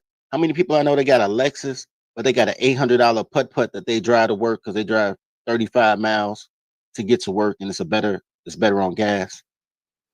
You know what I'm saying? Or if you in Texas and Florida, people have, hot cars, but they drive pickup trucks because they really got shit to do. Like, that's not a car for utility and a car to stunt. That's, you got a car for the girls and you got the car that you want, you know what I'm saying, for your everyday thing. So I get it. It's just the mentality that come with it. Like, that was the whole thing. It's the mentality and it's the lack of knowledge. See, in the hood, we play this stunt game and we got to buy into consumerism, and we actually don't do it to get more assets. We do it to stunt and flex on one another. And that's the part that keep us in that poverty position. You know what I mean? Buying in. Only person getting rich with us doing that is the people that they program us to make them rich. You know what I mean? But definitely, I ain't gonna hold you though. The fucking me and this whole child support shit, it made me understand money. Cause I grew up and I know, I could tell by Zone's stories, me and Zone kind of got like a similar road to this red pill shit. Even down to the last time we spoke and you were saying how, I mean, I wasn't one of them sexual active niggas. Like, I mean, I got the butt, but I wasn't on everything. And I really had relationships. Like, it was either we fucking after this school party or, I mean, as that. But like, as far as girlfriends, I didn't have a lot of girlfriends. I had like two women that I could say were my girlfriends, and those ended up being one of them being Miss Goodbread and the other being my baby mother. So that shit taught me right there how to be not frivolous with my money, because before that whole situation, boy, I was one of the biggest consumers into this shit, yo. I was so blue pill. Man, listen, and like you said, Zone, for some weird reason, I was always the life of the party. I always brought the food to the cookout. You know what I mean? Like, right. My mom, she was that type of militant moms. Like she had 2 jobs, bro. So I was left for Madison. Salute to my guy CeeLo, if you're still in the chat. Madison raised me. You know what I mean? And the good thing, I happened to catch the era where it was okay for boys to be boys. Because you gotta remember, we from that era where boys got to be boys. Like, you know what I mean? We caught the women freaking off in the abandoned school buses and shit like that. You know what I mean? And they ain't charge us an arm and a leg to smash. You know what I mean? We caught the 50-cent bag of potato chips and the nut busters and the quarter waters. You know what I mean? So we caught that. You know what I mean? We missed our mom's era. They had the 5-cent and the 2-cent candies and shit. We kind of missed that. But we caught up. We caught everything. We was here for everything. Man, this shit crazy. Still $2 pussy. I look at you. But word, that shit taught me how to chill and not buy in and not remain poverty. Because that's all you doing when you buy into the culture. When you buy into the black culture, you just buying into poverty. Okay, when you buy into black for poverty, black is women, gays, and felons. So you bought into a pitch. Poverty. That everything you mentioned, black, gays, what you said, gays felons, that's all poverty. That shit all poverty. Look at them. Look at them. That's true. Let me say this. I was arguing. I think I told the story one day on my channel. I'm gonna tell you on the channel though, because it's some real story about what you're saying, right? Because first of all, I would never pay for pussy, but I pay a lot for pussy. I'm gonna explain what that means, right? So I never forget this shit. My nigga Lamb Chop, rest in peace to Lamb Chop. He just died last year. My boy Lamb Chop, I had to be 19, so he was like 22, 23. And I never forget this shit. This nigga worked at a car wash, and he ain't had no winter coat. This is Christmas. This is December. He ain't had no winter coat, so he was wearing 3 sweatshirts because he ain't had no coat. And he had these pair of work boots that was old, and they was talking like the soles wasn't even connected on that bitch. And he would walk through the slush and the snow to go to work. He would walk to work to wash cars all day. So now he got holes in his shoes and his shoes wet. You know what I mean? And then he'll walk back home, and he was grinding hard. This is right before Christmas. And I'll never forget this shit. He bought his girlfriend. That's when them pull over. It wasn't no starter jacket, but it was a sports like college jacket, like I don't know what the fuck it was, Georgetown or something. Anyway, he paid $100 to get his girl this little pullover jacket for Christmas. And she worked at Sears. This one Sears is open. It's a minute ago. And she got him a chest set for Christmas. And I was like, nigga, you know she stole that shit, right? Like she ain't even buy your shit. And I was like, nigga, you ain't even got no coat, and you bought your girl a coat, right? I was like, nigga, you crazy. And he was like, he was like, man, nah, oh, you just cheap. You don't pay for it, you just cheap. Because at that time, I was younger. Right. As I get older, my budget goes up. So now I'm like around $6, but I go up to 11, because that's a half on the 2 for 22. You know what I'm saying? Because I'm older now and I got fat, so I got to go 11. But at that time, I was 99 cents. Like, bitch, I ain't paying tax on these popcorn, right? So my man was like, yo, but you cheap. I said, bro, look, I pay $300 for an outfit, $150 for shoes, $25 for the hat to match the outfit with the shoes. I always been on this hat shit, by the way. I was like, man, then I spent $10 on a car wash, which was a lot. I spent $4 because I would go to the car wash and wash my own car and just use they smell good shit and let me do it. But I was like $10 for a car wash, $10 to get in, 2 drink minimum. I said, man, for me to get a new outfit to go to the club and then to get a bitch, and then I got to pay $40 for 4 hours at the hotel. I've spent $500 on this pussy. She just ain't get a dime in her hand. You know what I'm saying? I was like, bro, it's how you spend your money. Like, man, you spent $100-something on a coat for a bitch you already fucking. I bought an outfit I could wear again next weekend to a different club to fuck another bitch. Like, do we just spend different? Because that's a fact. And I was trying to tell him then, he never listened though. But I told him that, I said, man, you spend money on women, I spend money on me, and then I get women. It's just a different way to see it. Yo, we got my boy KDH in the house, bro. What's goody, man? Welcome to class. What's going on, good Brad? What's going on, man? It's been another one, man. We got another one, good Brad. I see, man. You've been on fire lately, man. I could tell that God's speaking through you. And same with Dirty. He on fire too. He be doing his thing. You know, you guys can't be stopped once you got that knowledge. Man. Appreciate you, man. No Yo, problem. I got a video. I got a video too, guys. I'm glad I got y'all here. I got one last video. It's a 6-minute journey. But yo, Zone, real quick. Now that I know that you got a channel, what I'm gonna do, right, is I got t-shirts now, good Brads. I got t-shirts. I'm waiting on the hats to come. You know what I mean? Good Brad hats and t-shirts. So what I'm gonna do is I'm gonna make a little commercial, a little like how I do for Dirt, do a commercial for you, and you plug that in on your channel, however. And whenever they go over and subscribe, they're entered to win a t-shirt. You know what I mean? So that we can get some traffic over there. And you know what I mean? Word. Because this is not gonna be no one-man show. We're gonna have to have a collective team effort. It's gonna be a total team effort to overthrow these modern women. Because they the majority, and these hell of a mothers ain't playing with us. These bitches will team up on us in a heartbeat and lie on us, bro. So we can't take this one-man show, one-man band shit. Nah, the one-man band ain't never been the championship. That nigga was trash. Word. But yeah, guys, let's watch this video though. It's the similarities between school and prisons. Y'all know how it is. Whenever y'all want to chime in, just give me the signal. I'll stop it. I don't want to hear their mouth. Careful, I'm going to end up dead or in jail anyway. Yo, some of you may know I taught for a while, and I started noticing the similarities between schools and prisons. Like schools, churches, and prisons, they all serve the same function, and that would be a way of enforcing social reform.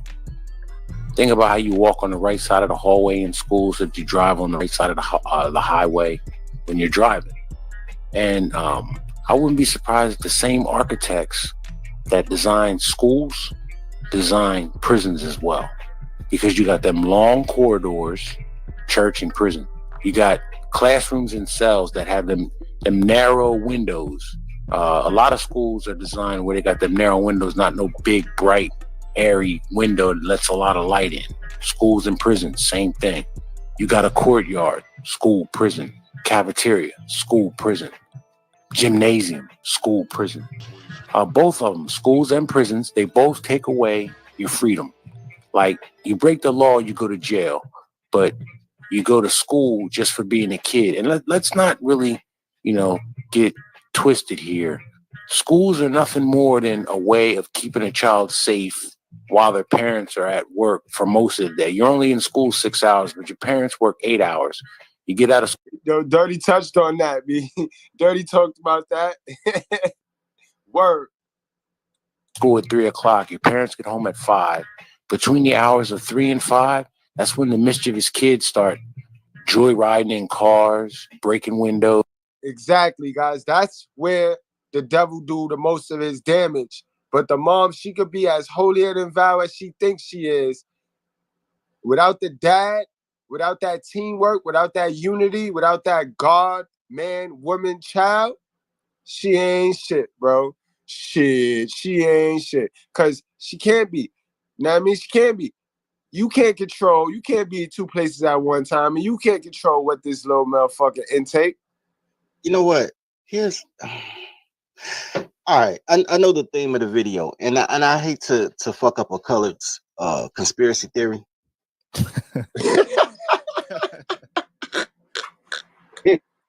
But you gotta understand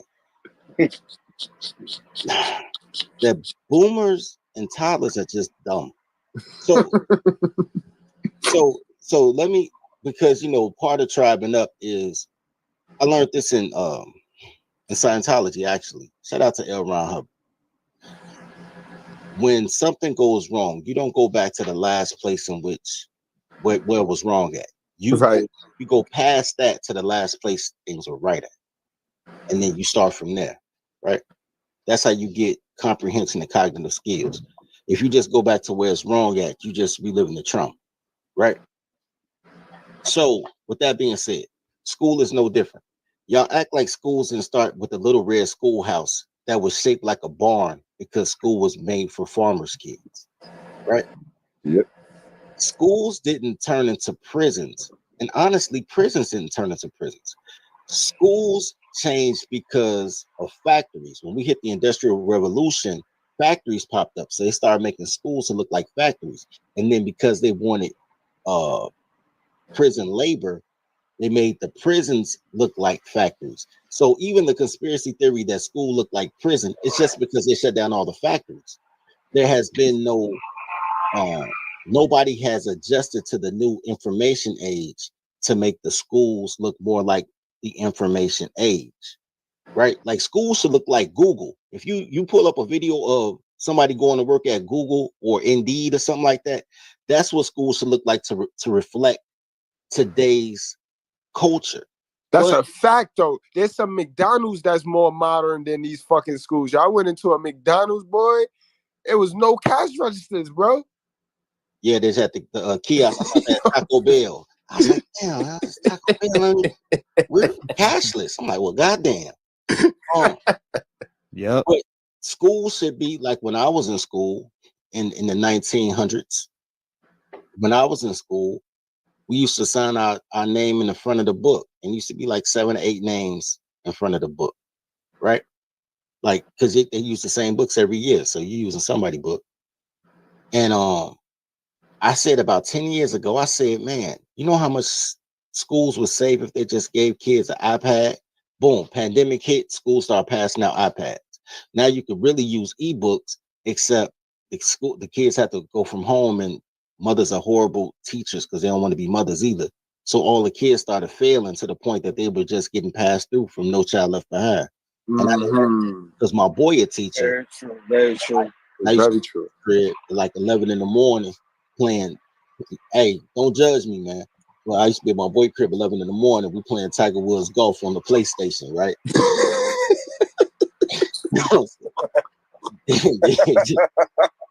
He'd just be like, hold on, man, I gotta log in for work because they were doing Zoom classes. And that's how he got paid. He had to log in at a certain time in order, because he's still a teacher. He's supposed to be at school.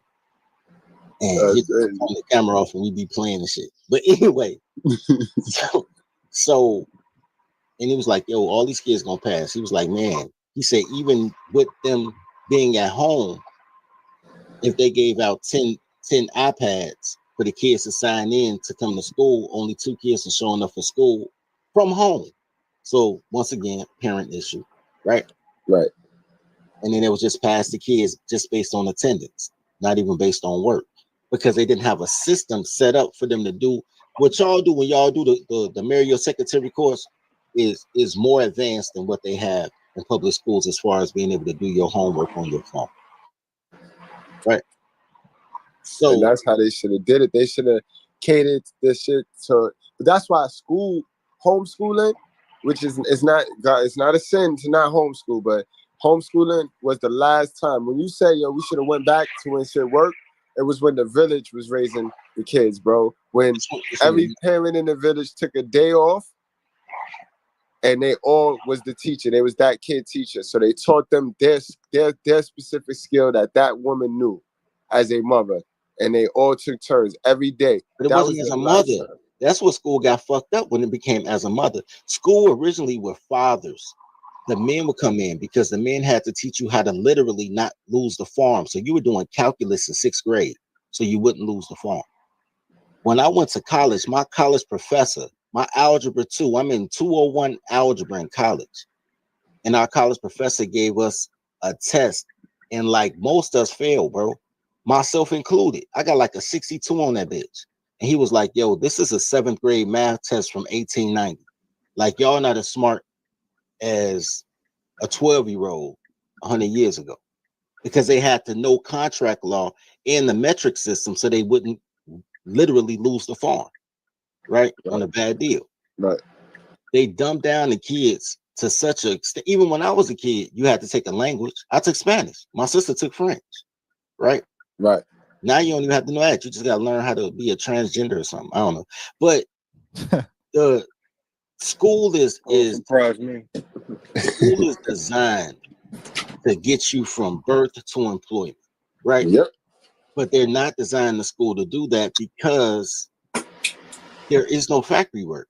And there's very few schools that, like when I went back to my high school, I used to take drafting. And now I had drafting and CAD, computer assisted drafting. Now they got robotics in my own high school. And that's great, right? But most schools don't have it, right? So you in a situation now that we have to, when I say tribe up, bro, I told you I spent years trying to figure out how I could be a tribal warlord and not get killed. It's very important for me not to die.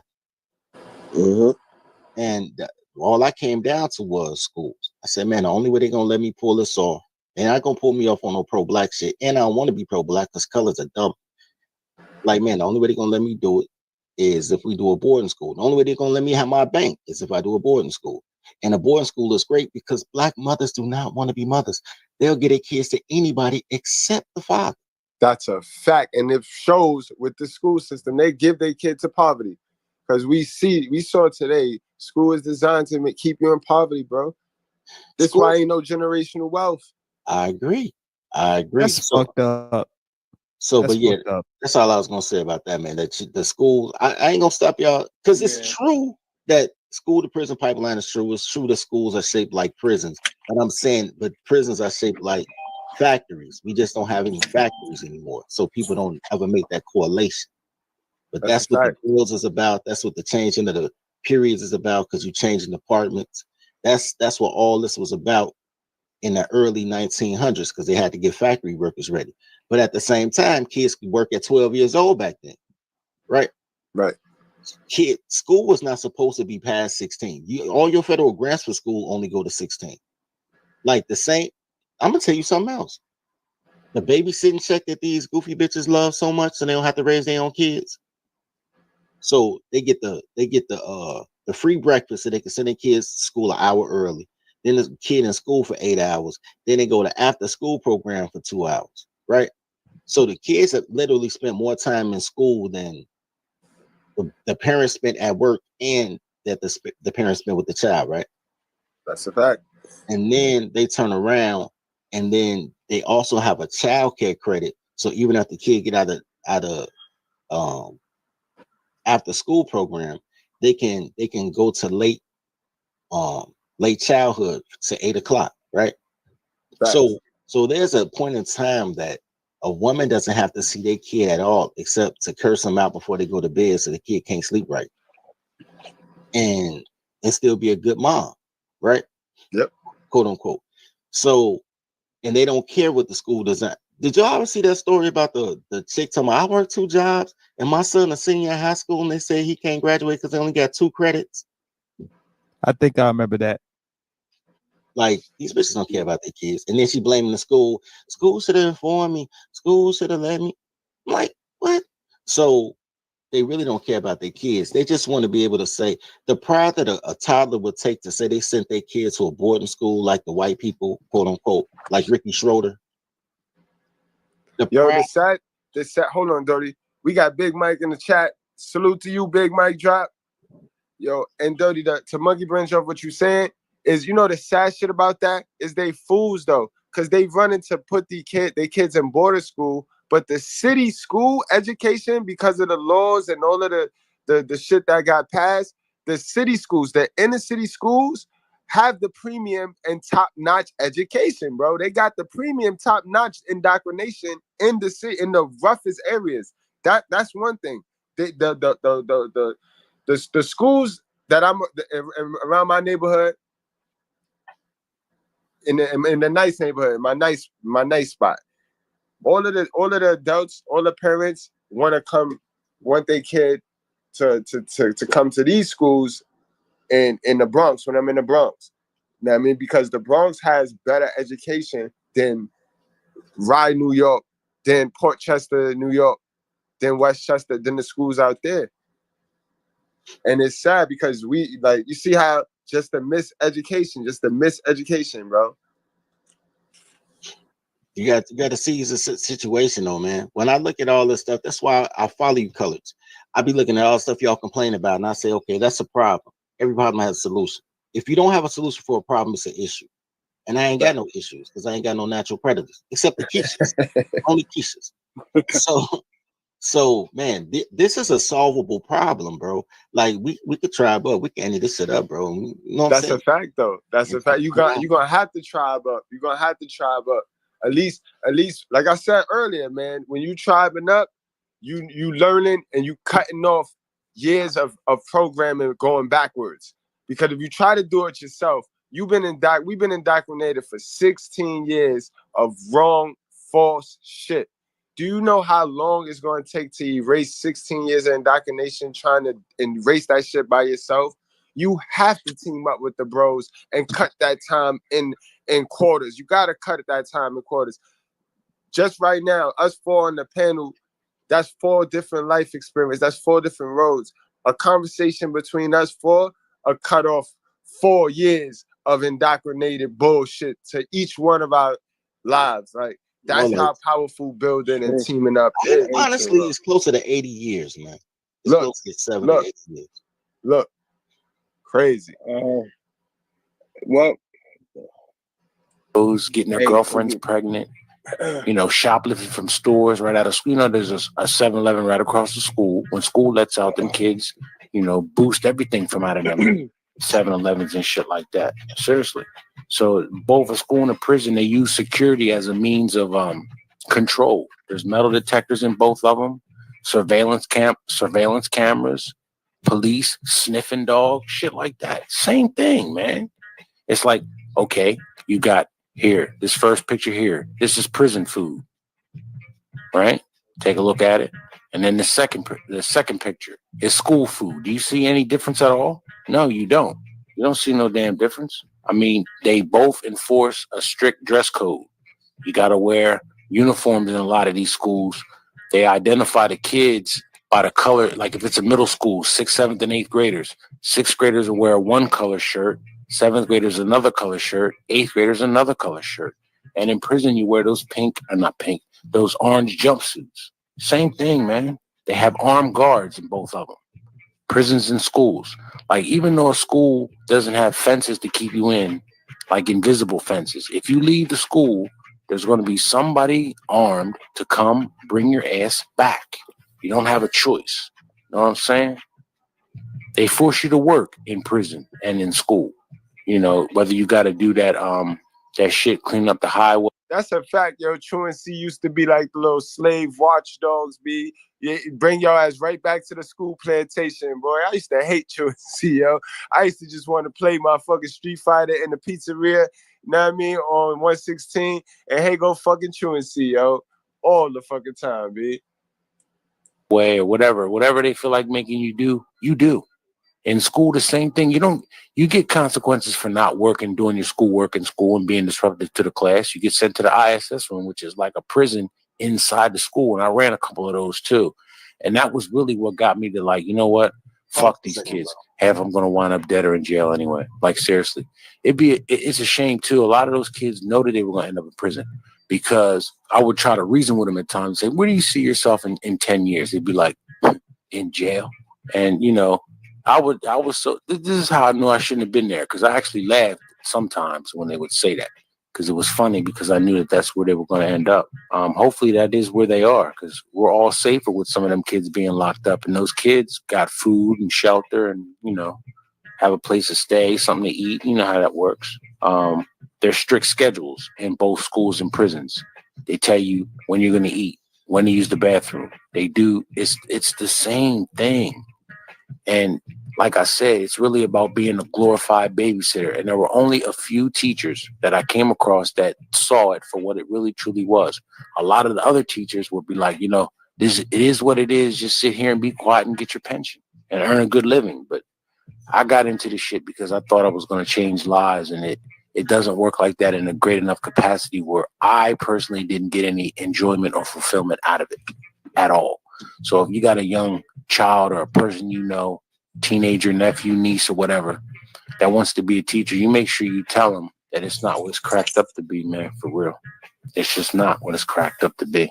It's actually, I see it as a waste. There's no peace in it.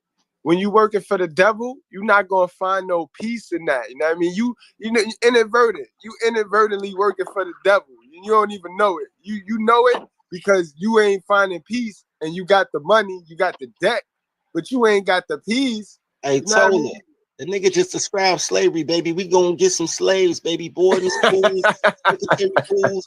Nigga, I'm gonna be a slave. I wanna be. Shit don't stop, you know. It don't quit, but nigga. Tola. Let's like get 1,000 members so I can do a membership, man. 1,000 subs so I can do the membership. We getting some slaves, Tola. Me and you. Your mom present too. Waste of time because you're not able to teach the kids the way you want to. Like when a kid asked me, would I be friends with a gay person? I told him in a working relationship, yeah, but I don't see myself inviting him to my house and we wouldn't be going out to have drinks. I got sat down and told that I couldn't say those kind of things. And that right there told me that I don't need to be teaching them because I'm not about to tell a kid to do anything that I personally wouldn't do. So it's a shame, but I'm glad I'm no longer wasting my time and my energy trying to educate these kids because they don't want them to be educated. They don't want them to think for themselves. They want them to be sheep. They truly do.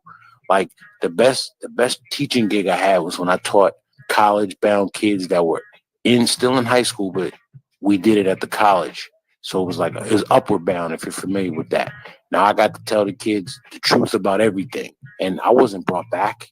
And the main reason why I didn't really catch no flack was because the kid running the program, I knew him for 30 years. And he gave me a job as sort of like a pick-me-up.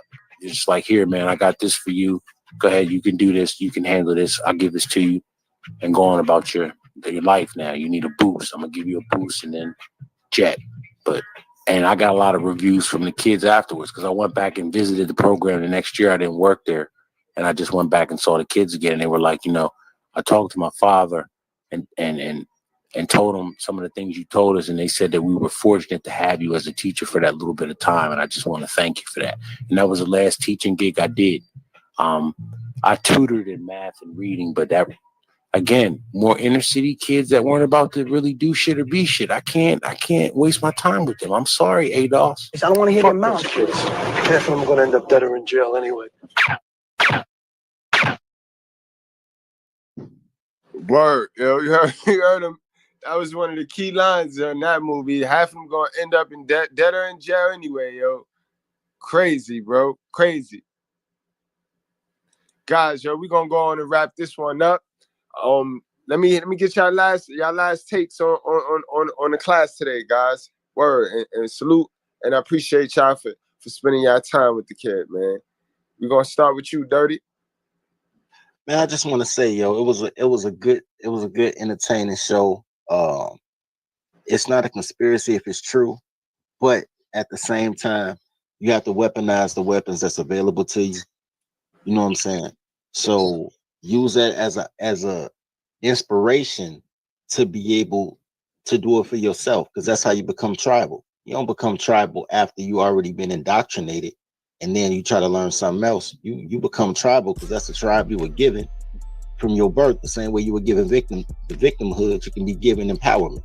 So, you know, I love that about that. So shout out to the show and shout out to the good Briz in the chat. KD, you up?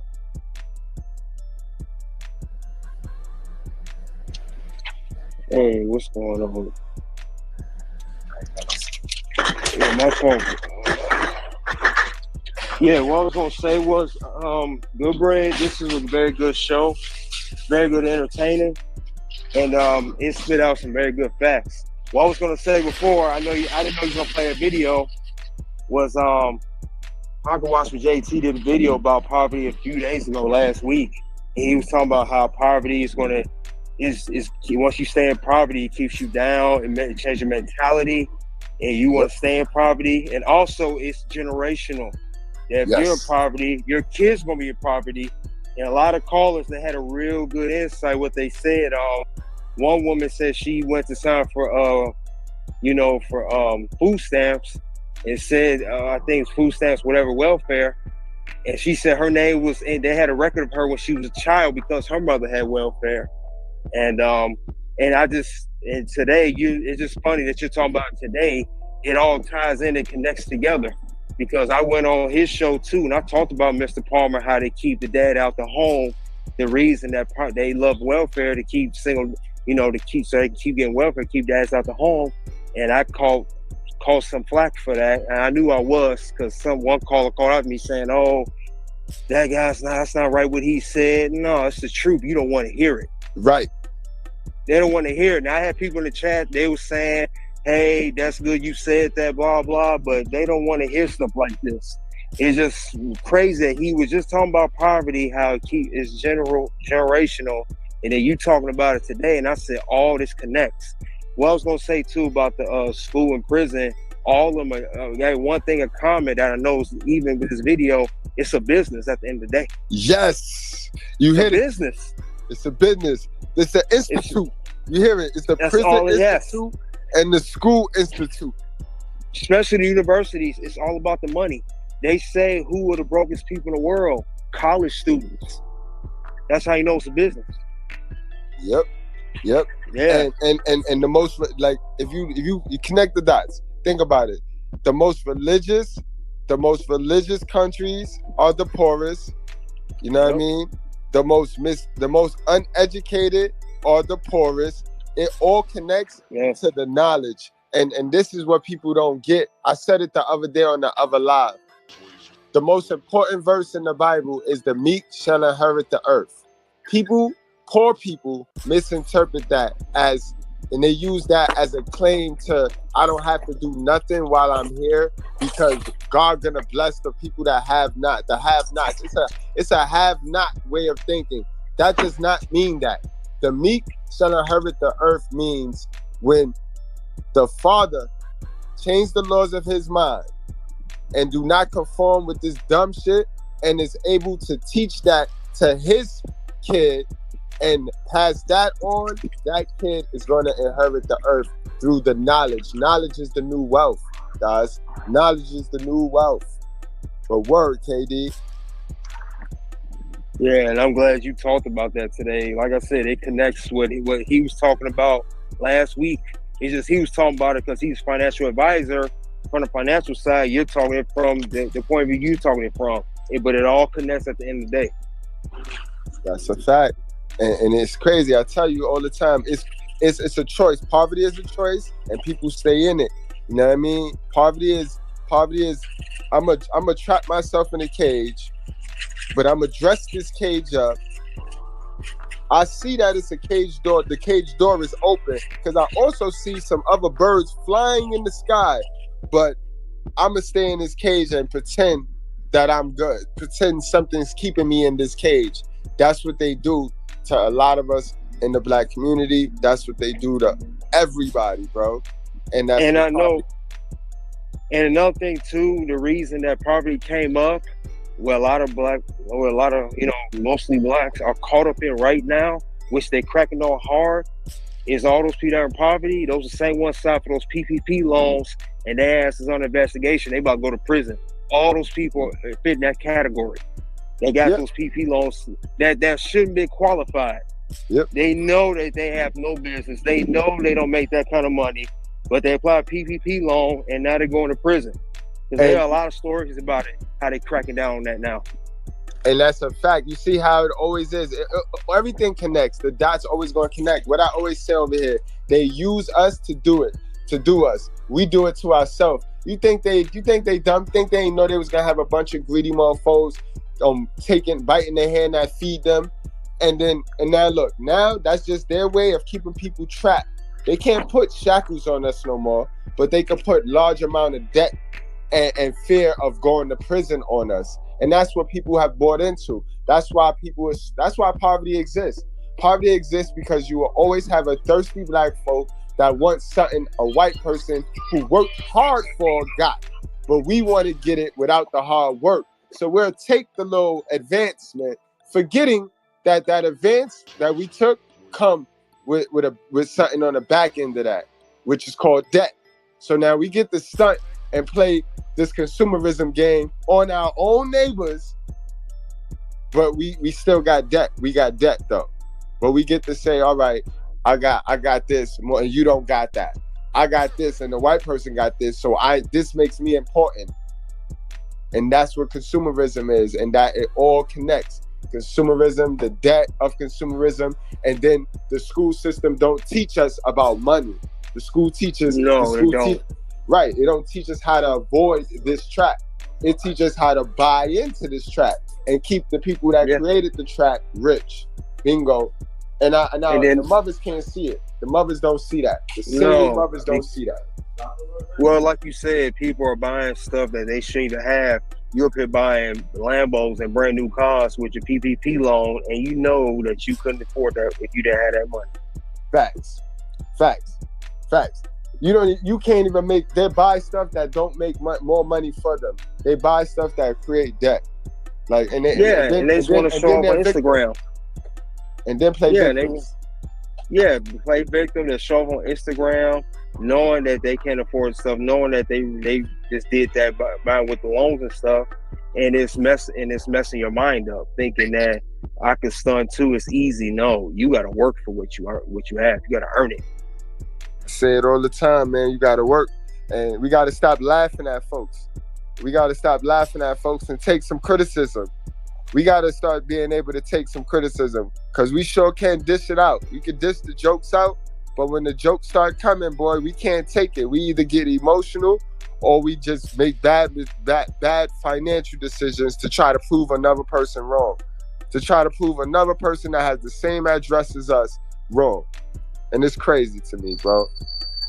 But word, yo, great spill, KDH. Anything else you want to say before we let Zone go on? No, shout out to all the good breads. I'm glad we got the space to speak. Like I said before, I said on Palmer's channel, this is a movement. You know what I'm saying? That's why I consider it. And just the marathon continues. You got to keep going. You know what I'm saying? Don't stop. Don't turn around. Just keep going. Keep pushing. That's a fact, man. And I appreciate you, man. We ain't gonna stop, man. We ain't gonna stop. It's not gonna stop. All right, Zone, what you got, man? Close the show, Zone, and I appreciate you, Zone, man. Yes, sir. I appreciate you too, and I appreciate everybody on the chat. I appreciate all the good breads. I appreciate all the men with the purpose out here trying to fulfill their purpose and do better by themselves and their family at the end of the day. Tola put something in the chat that's real important. He says a loan has to be repaid. One of the things that I did in my 20s, like I said, I was used to having money, is when my circumstances began to change, I began to go outside of the normal channels that I had getting money, and that involved getting a lot of loans. And what that caused me is the repaying back of those loans actually held me back even more. So money, anything that involves money is to be used as a tool. That involves loans, a loan as well. That is supposed to be used as a tool. Another thing you just said that was important is, yes, we definitely have to learn how to take criticism, and we definitely have to learn how to grow and evolve for that. Because I can tell you, like, when I first started hopping on panels and chiming in conversations and then sharing personal details about myself, man, I would be looking in the chat and motherfuckers would be roasting the shit out of me, and I, feel some kind of way about it.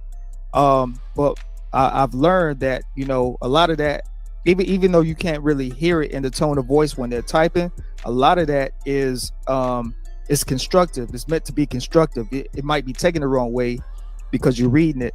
So when somebody's saying something, it may not be to tear you down, but it's criticism to help build you up. And invest in yourself. Invest in yourself, like you just said, Mr. Goodbread. Poverty is definitely a mindset. Poverty, there's physical poverty and then there's mental poverty. And you're gonna get yourself in physical poverty by being in mental poverty. So just change your mindset. As Mr. Palmer says, change the laws of your mind. And then I'm gonna post the link in the chat for anybody that wants to see the video that I put where I'm talking about confidence and potential on the channel. So I know Dirty Folks about to go live, so if y'all want to maybe go after Dirty Folks, go on, you can. But is there, but change, move forward.